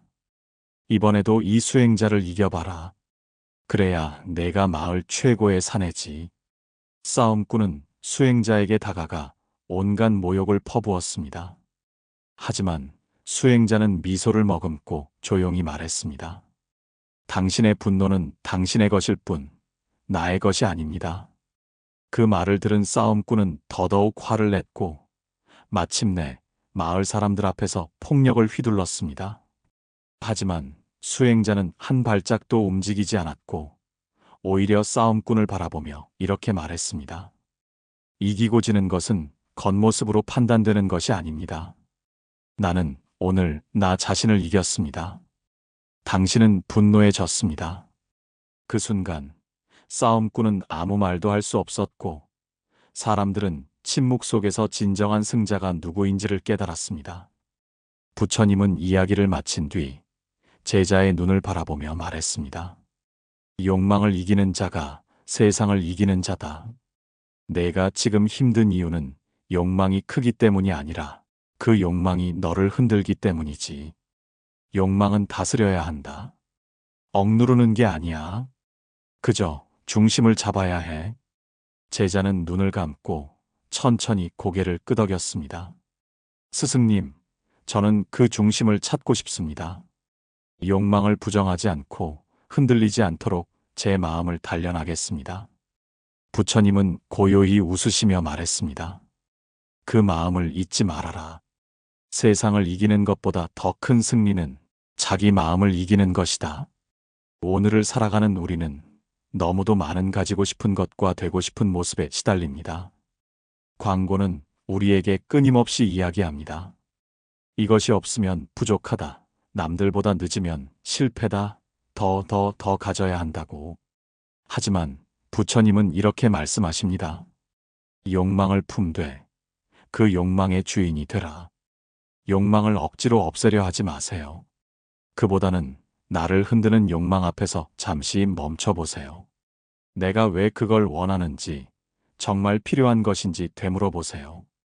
그때 우리는 마음의 주인이 됩니다. 진정한 승리는 누구를 이기는 것이 아닙니다.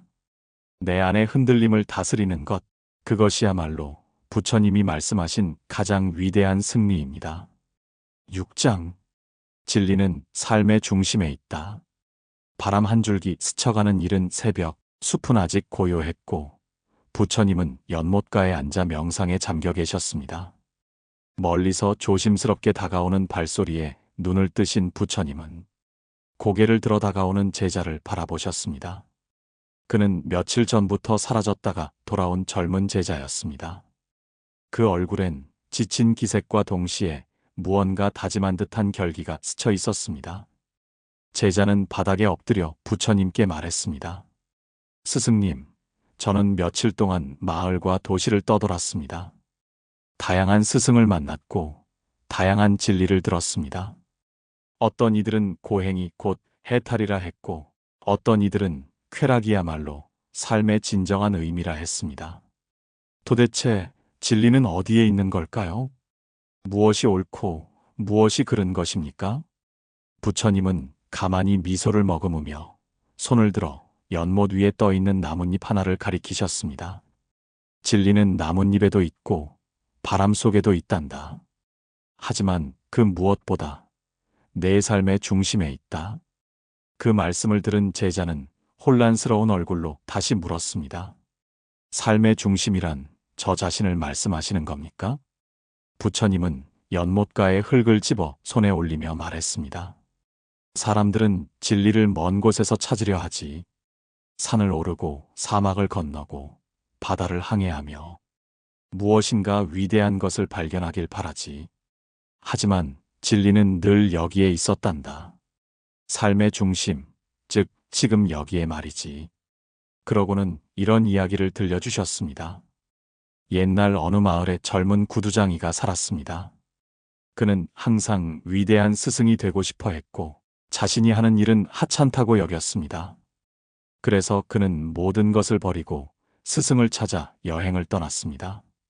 수년간 고행을 했고 온갖 철학을 배웠지만 마음은 늘 공허했습니다. 어느 날 그는 허름한 옷차림의 노인을 만났습니다. 노인은 그에게 물었습니다. 왜 이리 떠도는가? 진리를 찾기 위해서요. 노인은 잠시 침묵하더니 말했습니다. 그대의 손에는 아직도 구두칼의 흔적이 남아있구려. 진리는 먼 곳에 있지 않소? 그대가 무심히 찢던 그 구두 속에도 있었소? 그 속에서도 그대는 사람들의 발을 감싸주고 삶을 이어주고 있었소? 그곳에 진리가 깃들지 않으면 어디에 깃들겠소? 그 순간 젊은 구두장이는 깨달았습니다. 진리는 특별한 장소에 있지 않았습니다. 특별한 사람에게만 주어지지도 않았습니다. 늘 자신이 있던 그 자리, 작고 단순한 삶의 반복 속에 있었던 것입니다. 부처님은 말을 이었습니다. 진리는 거창한 말이나 기이한 수련 속에만 존재하지 않아. 너의 숨결, 너의 걸음, 너의 말 한마디, 그 안에 깃들어 있어. 그걸 보려면 멈춰야 해. 비워야 하고 깊이 들여다보아야 하지. 제자는 조용히 고개를 숙이며 말했습니다. 그렇군요. 저는 늘 어딘가 더 나은 곳에 진리가 있다고 믿었습니다. 하지만 이제야 알겠습니다. 제가 떠난 것이 아니라 제가 외면하고 있었던 것이었네요. 제 삶 속에서, 제 마음 속에서 진리를 찾아보겠습니다. 부처님은 고요히 고개를 끄덕이셨습니다. 그걸 아는 자는 길을 잃지 않는다. 삶은 곧 도이고 진리는 그 중심에 있는 법이니라. 우리는 종종 더 큰 성공, 더 깊은 지혜, 더 나은 삶을 찾아 끊임없이 비교하고 움직이고 갈망합니다. 그러나 부처님은 말씀하십니다. 진리는 먼 곳이 아닌 지금 이 순간에 있다. 당신이 앉아있는 그 자리, 당신이 반복하는 평범한 일상 속에도 진리는 흐르고 있습니다. 다만 그걸 볼 줄 아는 눈과 듣고자 하는 귀, 그리고 느끼려는 마음이 필요할 뿐입니다. 삶의 중심에 깃든 진리를 믿어보세요.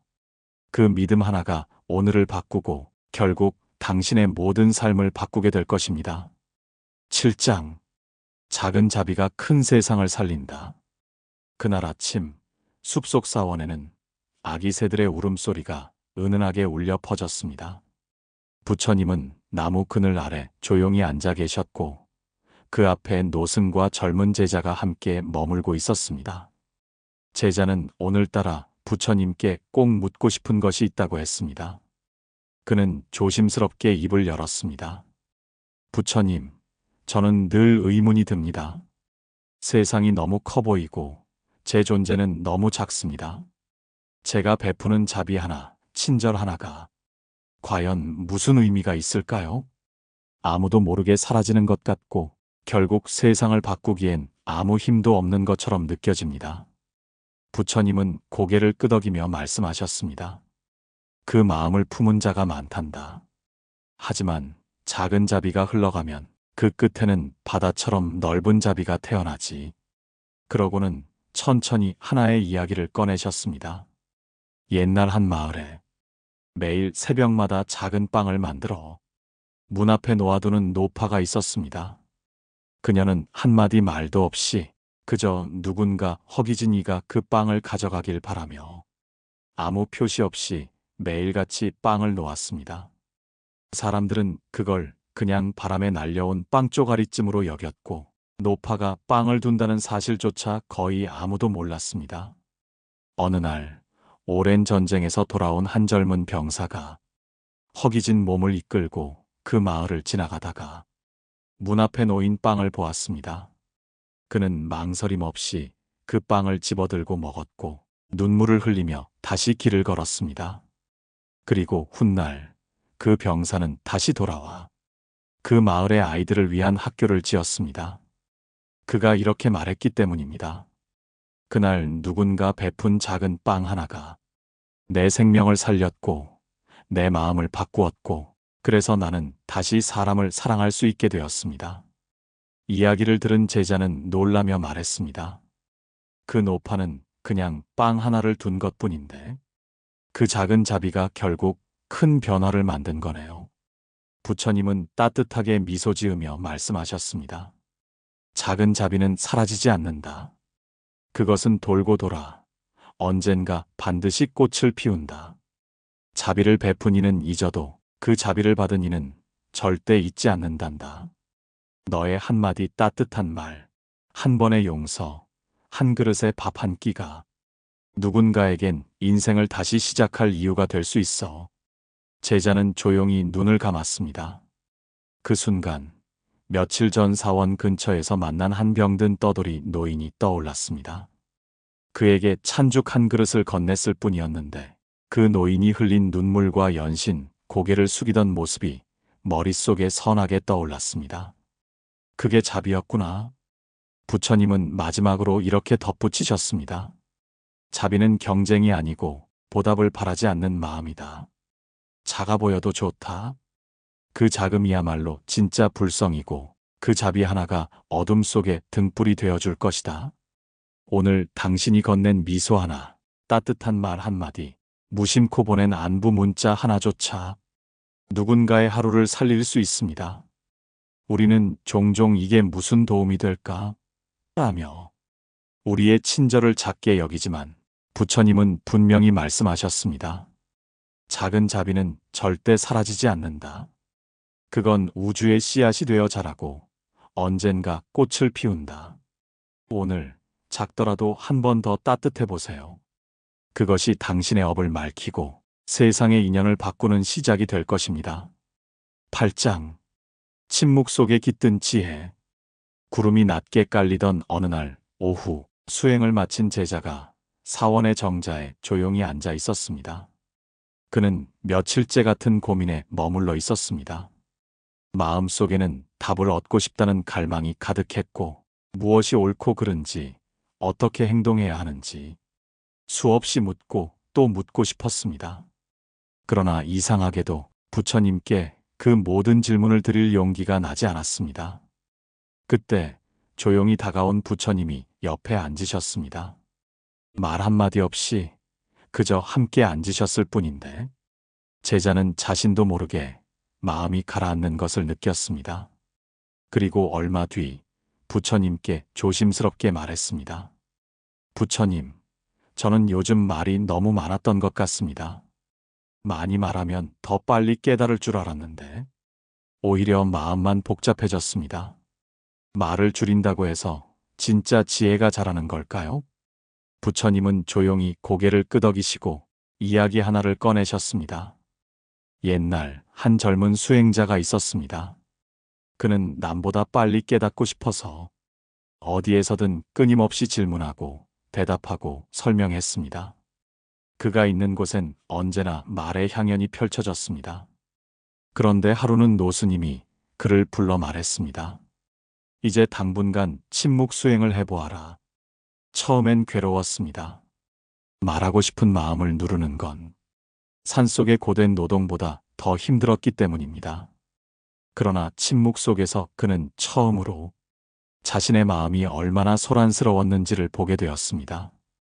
말을 멈추니 마음이 들렸고 마음이 들리니 진실이 보이기 시작한 것입니다. 수개월이 흐른 뒤 노스님은 다시 그를 불렀습니다. 이제 말해보아라. 그 침묵은 너에게 무엇을 남겼느냐? 젊은 수행자는 눈물을 글썽이며 대답했습니다. 말을 줄이니 마음이 말하더이다. 그제야 저는 들을 수 있었습니다. 자연의 소리, 사람의 고통, 제 안에 업으려. 노스님은 조용히 웃으셨습니다. 그래, 진짜 말은 마음으로 전해지는 것이다. 이야기를 듣던 제자는 작게 숨을 내쉬었습니다. 그동안 그는 얼마나 많은 말로 자신을 감추고 있었는지 깨달았습니다. 부처님은 그를 바라보며 부드럽게 말씀하셨습니다. 말이란 칼과 같아서 지혜롭게 쓰면 진리를 자르고 어설프게 휘두르면 상처를 남긴단다. 때로는 침묵이 더 큰 가르침이 된다. 왜냐하면 침묵은 내면을 바라보게 하고 그 내면에서 진짜 깨달음이 자라기 때문이지. 제자는 고개를 숙였습니다. 그리고는 마음속으로 다짐했습니다. 이제는 말보다 마음을 먼저 살피겠습니다. 우리는 오늘도 많은 말을 하며 살아갑니다. 설명하고 변명하고 설득하고 그렇게 말로 세상을 이기려 했습니다. 하지만 부처님은 말씀하셨습니다. 침묵은 가장 깊은 언어다. 가끔은 말보다 귀를 열고 마음을 여는 것이 더 큰 지혜가 될 수 있습니다. 당신의 말이 진짜 의미를 가지려면 먼저 마음의 소리를 들을 수 있어야 합니다. 말을 줄이면 마음이 커집니다. 그리고 그 마음이 당신과 누군가의 인연을 밝히고 세상을 조금 더 따뜻하게 할 것입니다. 9장 무소유 진짜 가짐의 시작. 산사의 하늘은 눈부시게 맑았습니다. 초가을 바람이 살짝 스쳐가고 법당 앞에 은행잎은 노랗게 익어가고 있었습니다. 그날 제자는 평소보다 깊은 고민을 안고 부처님께 다가왔습니다. 부처님, 저는 요즘 무언가를 자꾸 가지고 싶어집니다. 좋은 옷, 좋은 자리, 사람들의 인정. 이런 마음이 욕심인 줄 알면서도 왜 이렇게 간절한지 모르겠습니다. 부처님은 제자의 말을 조용히 들으셨습니다. 그리고는 주변의 바람, 나무, 흙을 바라보며 말씀하셨습니다. 그 마음은 누구나 겪는단다. 무언가를 가지면 안정될 것 같고 쥐고 있어야 안심이 되는 법이지. 하지만 정말 가져야 할 것은 내 것이 아니라 비움일 수도 있다. 그러고는 부처님께서 들려주신 이야기 하나. 옛날 큰 부잣집에 외아들이 있었습니다. 그는 부유한 환경에서 자라며 원하는 건 무엇이든 가질 수 있었습니다. 그러나 이상하게도 그는 늘 불안했고 가진 것이 많을수록 더 외로워졌습니다. 그래서 어느 날 그는 집을 떠나 수행자의 길을 택했습니다. 산에 들어가 수도를 하며 그는 자신의 가진 것을 하나씩 내려놓기 시작했습니다. 좋은 옷을 벗고 만난 음식을 내려놓고 지위도 이름도 과거의 추억마저도 비웠습니다. 시간이 흐르자 사람들은 그를 찾아와 물었습니다. 당신은 모든 걸 버렸는데 왜 이렇게 평온해 보이십니까? 그는 웃으며 대답했습니다. 모든 걸 버렸기에 이제야 진짜 나를 가질 수 있었소. 부처님은 제자를 향해 조용히 말씀하셨습니다. 많이 가진다고 풍요로운 건 아니란다. 오히려 버릴수록 마음은 가벼워지고 비울수록 본래의 지혜가 드러나는 법이지. 무소유란 아무것도 없다는 뜻이 아니다. 불필요한 집착에서 벗어나 진짜 귀한 것을 되찾는 길이란다. 제자는 그 말씀을 듣고 나서 자신이 왜 그렇게 불안했는지를 알게 되었습니다. 그는 욕심이 아니라 불안과 두려움을 붙들고 있었던 것이었습니다. 우리는 많은 걸 가지려 했습니다. 더 좋은 집, 더 많은 돈, 더 높은 자리. 하지만 아무리 가져도 불안은 여전히 마음을 흔듭니다. 부처님은 말씀하셨습니다. 소유는 외부를 채우고 무소유는 내면을 여는 일이다. 진짜 자유는 무엇을 쥐었는가가 아니라 무엇을 놓을 수 있는가에 달려 있습니다. 하루 한 번 나에게 물어보세요. 정말 필요한 것은 무엇인가? 그 질문 앞에서 우리가 놓는 모든 것들은 결국 더 깊은 나를 만나는 길이 될 것입니다. 10장 나를 태우는 불꽃. 어느 날 산사에 머물던 제자는 무언가에 단단히 화가 난 듯한 얼굴로 부처님을 찾아왔습니다. 부처님, 저는 도저히 참을 수가 없습니다. 누군가가 저를 모욕했습니다. 그 말이 제 가슴 속에서 계속 불처럼 타올라 가만히 있질 못하겠습니다. 제자의 목소리에는 분노와 억울함, 그리고 속으로 삼키지 못한 자존심이 묻어 있었습니다. 부처님은 잠시 말없이 그를 바라보다 작은 촛불 하나를 켜시고 조용히 말씀하셨습니다. 이 불은 너를 데우기도 하고 너를 태우기도 한다. 자, 이 불을 손으로 쥐어보거라. 제자는 움찔하며 고개를 저었습니다. 그건 너무 위험합니다. 데일 텐데요. 부처님은 고개를 끄덕이며 말씀하셨습니다. 그래, 화란 그와 같단다. 타인을 향해 던졌다고 믿지만 사실은 자신을 먼저 태우는 불이란다. 그리고는 부처님께서 예전 수행자의 이야기를 들려주셨습니다.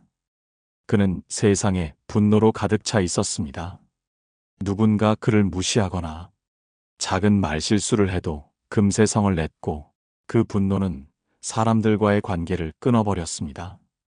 어느 날 그는 큰 스님을 찾아가 저는 이 분노를 없애고 싶습니다. 하지만 누가 저를 건드리면 저는 어쩔 수 없습니다. 하고 말했습니다. 큰 스님은 대답했습니다. 사람이 너를 건드린 것이 아니라 내 안에 쌓인 불씨를 그저 흔든 것일 뿐이다. 그 불은 내 안에 이미 있었단다. 그제야 그는 알았습니다. 분노는 바깥에서 들어오는 것이 아니라 자기 안에 있는 고집, 아픔, 자존심에서 피어오르고 있었다는 것을. 부처님은 제자에게 물으셨습니다. 화가 날 때 그 불을 키우는 자는 누구인가?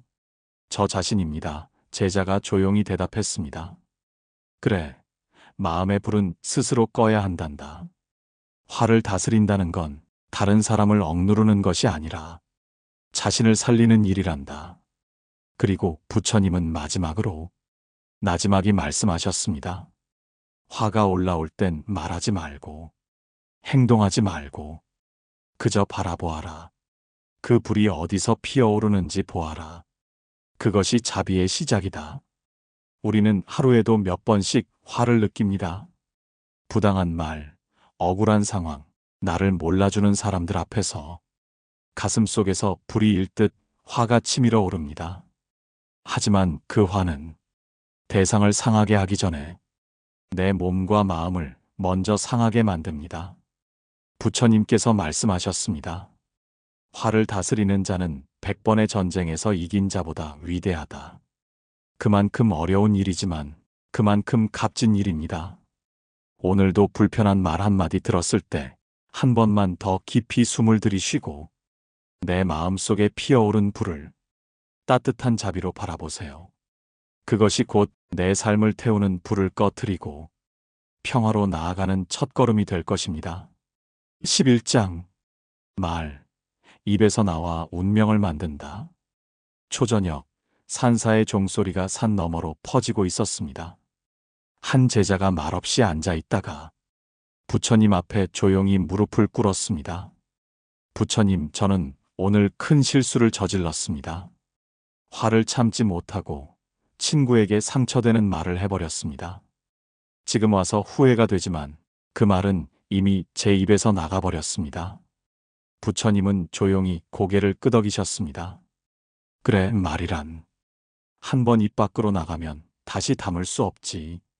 말은 바람보다 빠르고 칼보다 깊이 남는단다.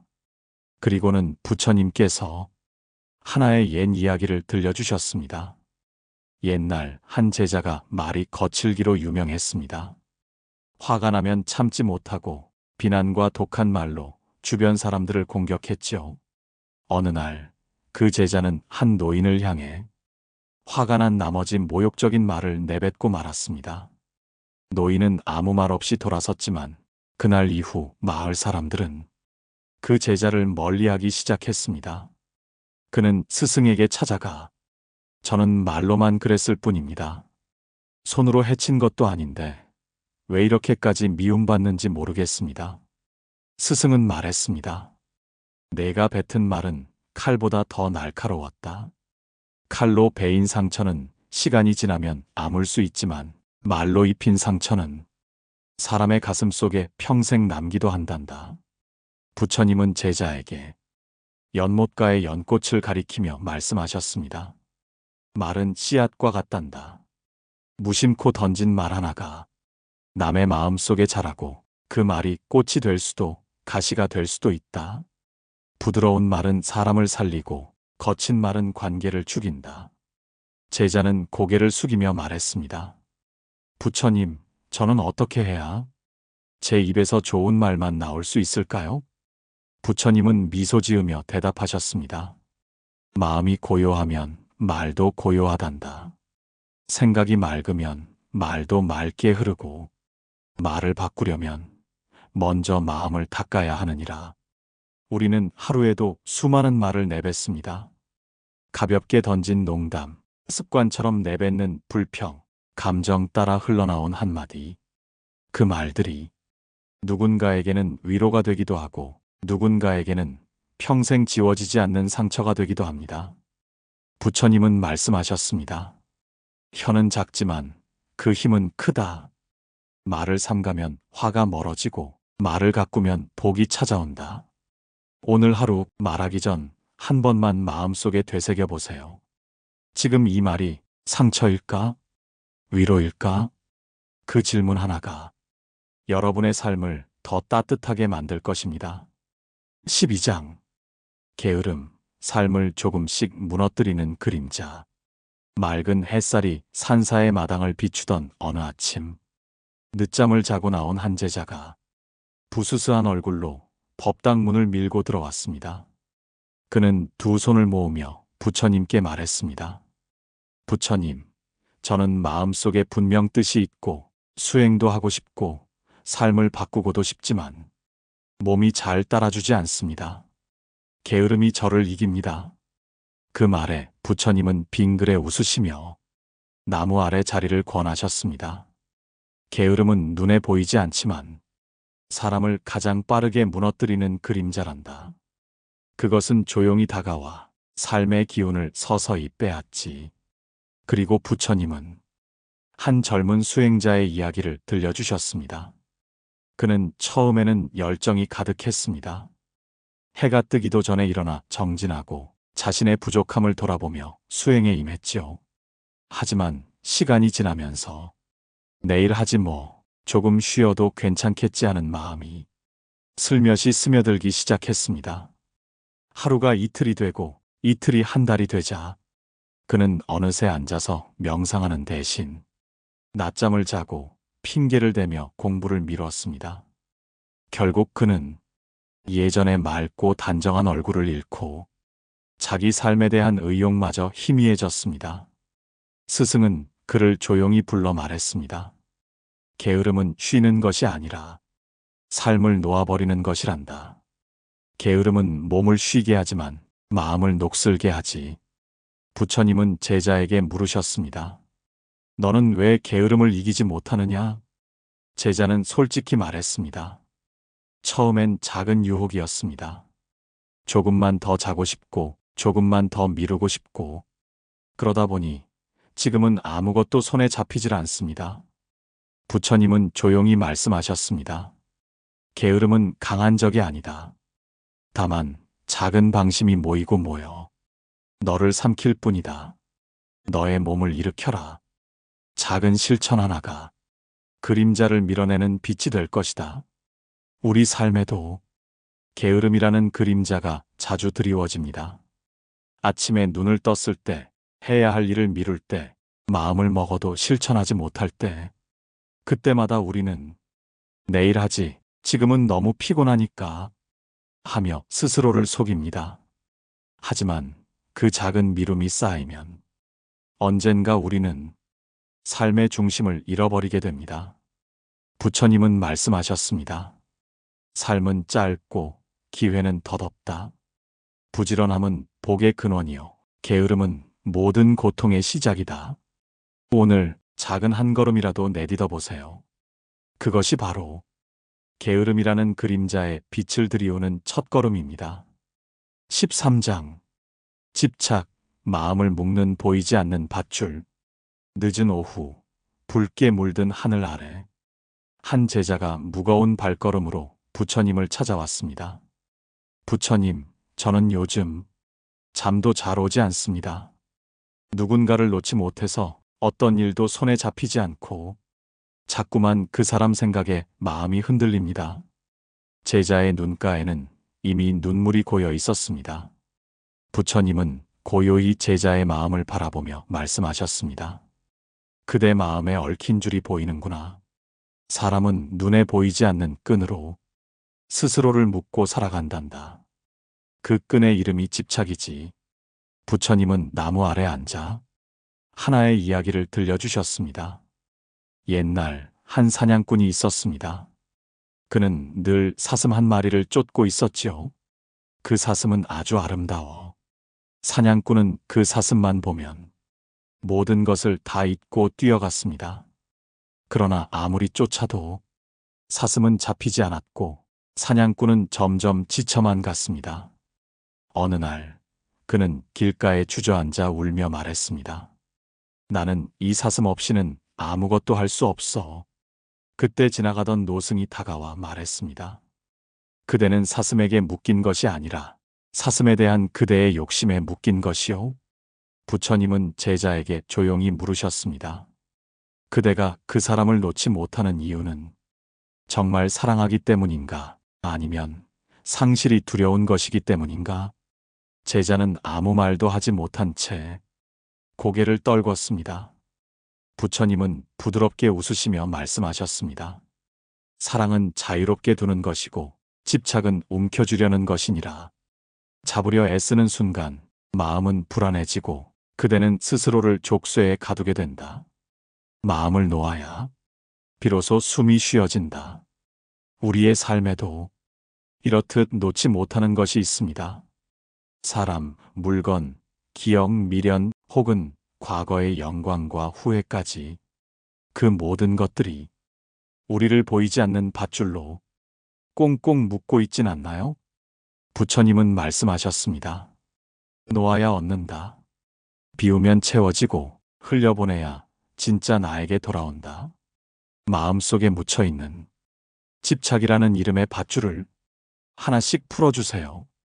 그때 비로소 그대의 마음은 가볍고 자유롭게 바람처럼 흘러갈 수 있을 것입니다. 14장 선업. 나를 지키는 보이지 않는 갑옷. 비가 조용히 내리던 어느 날 산길을 따라 한 노스님과 제자가 걷고 있었습니다. 문득 제자가 물었습니다. 스승님, 왜 어떤 사람은 나쁜 일을 많이 했는데도 평생 복을 누리고 또 어떤 이는 착하게 살았지만 오히려 고통을 많이 겪는 걸까요? 노스님은 잠시 걸음을 멈추더니 땅에 떨어진 잎 하나를 주워들며 말했습니다. 이 잎사귀는 어제 떨어졌지만 땅에 닿은 건 오늘이지. 그처럼 업이라는 것도 지은 때와 드러나는 때가 다르단다. 며칠 뒤 제자는 그 의문을 품은 채 부처님을 찾아왔습니다. 부처님, 선업을 쌓으면 정말 복을 받게 되나요? 그런데 왜 선하게 살아도 괴로운 일이 끊이지 않지요? 부처님은 조용히 말씀하셨습니다. 그대는 논밭에 씨를 뿌리고 곧장 열매를 기대하느냐? 제자는 고개를 저었습니다. 씨는 흙 속에서 자라고 비와 햇볕과 시간이 더해져야 비로소 싹이 트고 열매를 맺습니다. 부처님은 고개를 끄덕이며 말했습니다. 선업도 그와 같단다.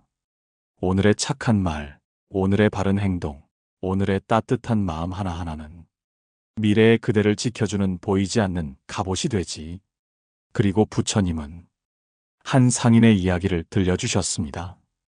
그 상인은 평생 정직하게 장사를 하며 사람을 속이지 않았습니다.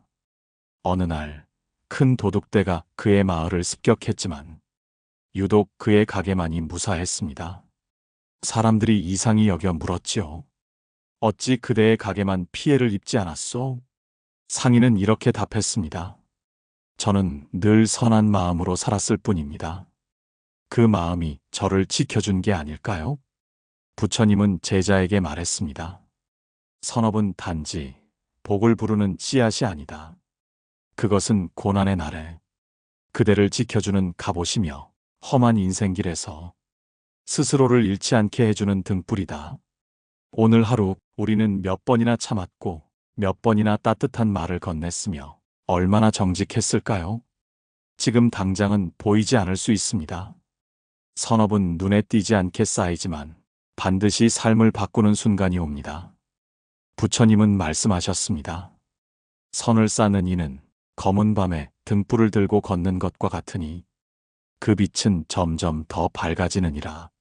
내가 지은 선은 언젠가 반드시 나를 지켜줄 것입니다. 오늘 작은 착한 마음 하나로 당신도 당신의 갑옷을 단단히 다듬어 주세요. 15장 해탈 모든 고통에서 벗어나는 길. 깊은 새벽 안개가 자욱하게 깔린 숲길. 한 제자가 조용히 부처님 곁에 앉았습니다.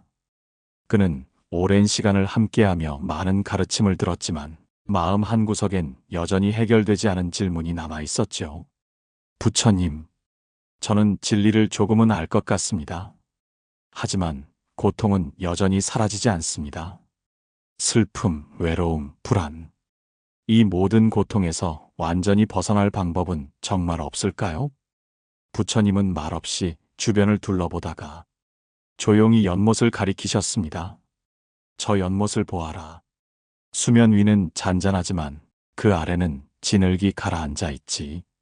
부처님은 제자의 눈을 바라보며 말씀하셨습니다. 사람의 마음도 그와 같단다.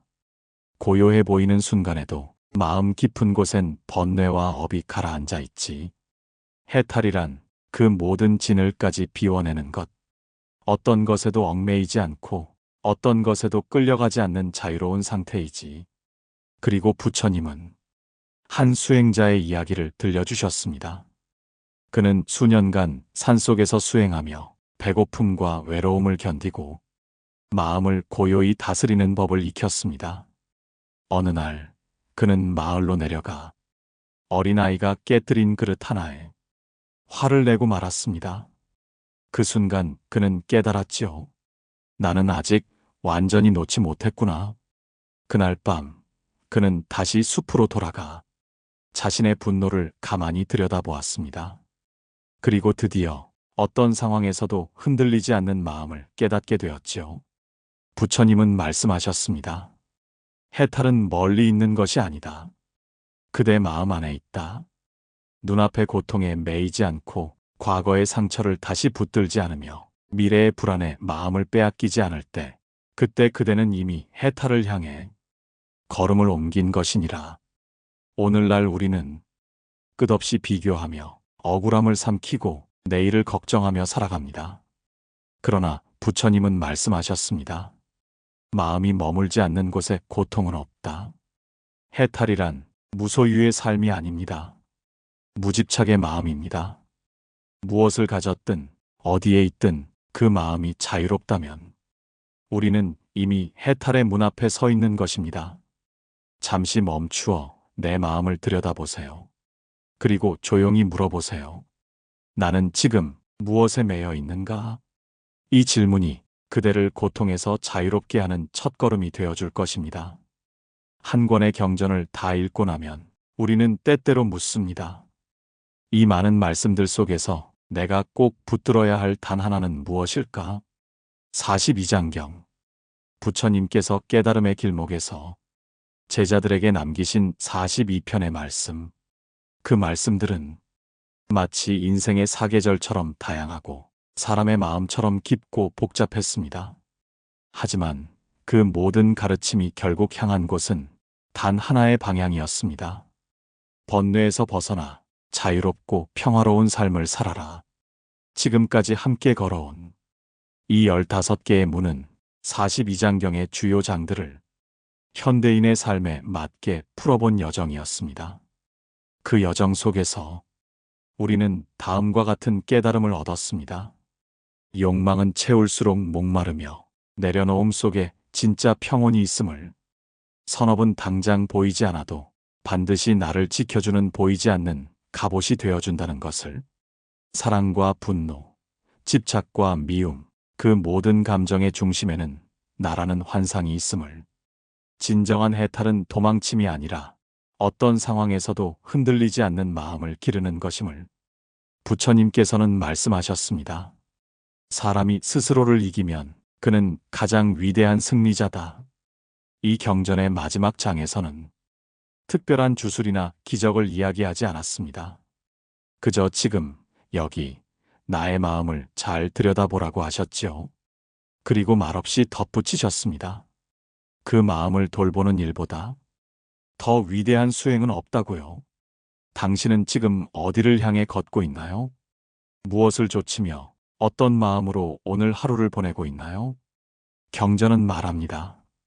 삶의 고통은 피할 수 없지만 그 고통을 어떻게 대하느냐는 전적으로 나의 선택이라는 것을 이제 우리는 더는 맹목적으로 살 수 없습니다. 들었습니다. 배웠습니다. 이제는 실천할 차례입니다. 매일 아침 잠시 눈을 감고 다짐해 보세요. 오늘 나는 조금 더 따뜻한 말 한마디를 하겠습니다. 조금 더 욕심을 내려놓겠습니다. 그리고 내 마음을 조금 더 자비롭고 청정하게 지켜보겠습니다. 그 작은 실천이 쌓이면 그대 인생에도 언젠가 반드시 해탈의 빛이 비출 것입니다. 42개의 문. 그 여정의 끝은 곧 당신 인생의 새로운 시작입니다. 경전을 덮고 나서야 비로소 삶이 열린다는 걸 기억해 주세요. 지금 이 순간이 가장 좋은 수행의 기회입니다. 당신의 마음에 작은 등불 하나 밝혀지길 진심으로 기원합니다. 지금까지 42개의 문, 부처님께 길을 묻다를 함께 해주셔서 정말 감사합니다. 이 영상이 마음의 작은 울림이 되셨다면 구독과 좋아요 그리고 댓글로 여러분의 마음을 나눠주세요. 당신의 따뜻한 반응 하나하나가 이 채널을 이어가는 큰 힘이 됩니다. 지혜샘물 채널은 삶에 지친 이들을 위한 부처님의 말씀과 마음 공부의 이야기들을 매주 정성껏 전해드리고 있습니다. 당신이 머무는 그곳이 곧 도량이 되기를 바라며 앞으로도 함께 지혜의 샘물을 나눌 수 있기를 소망합니다. 오늘도 평온하시길 바랍니다. 감사합니다.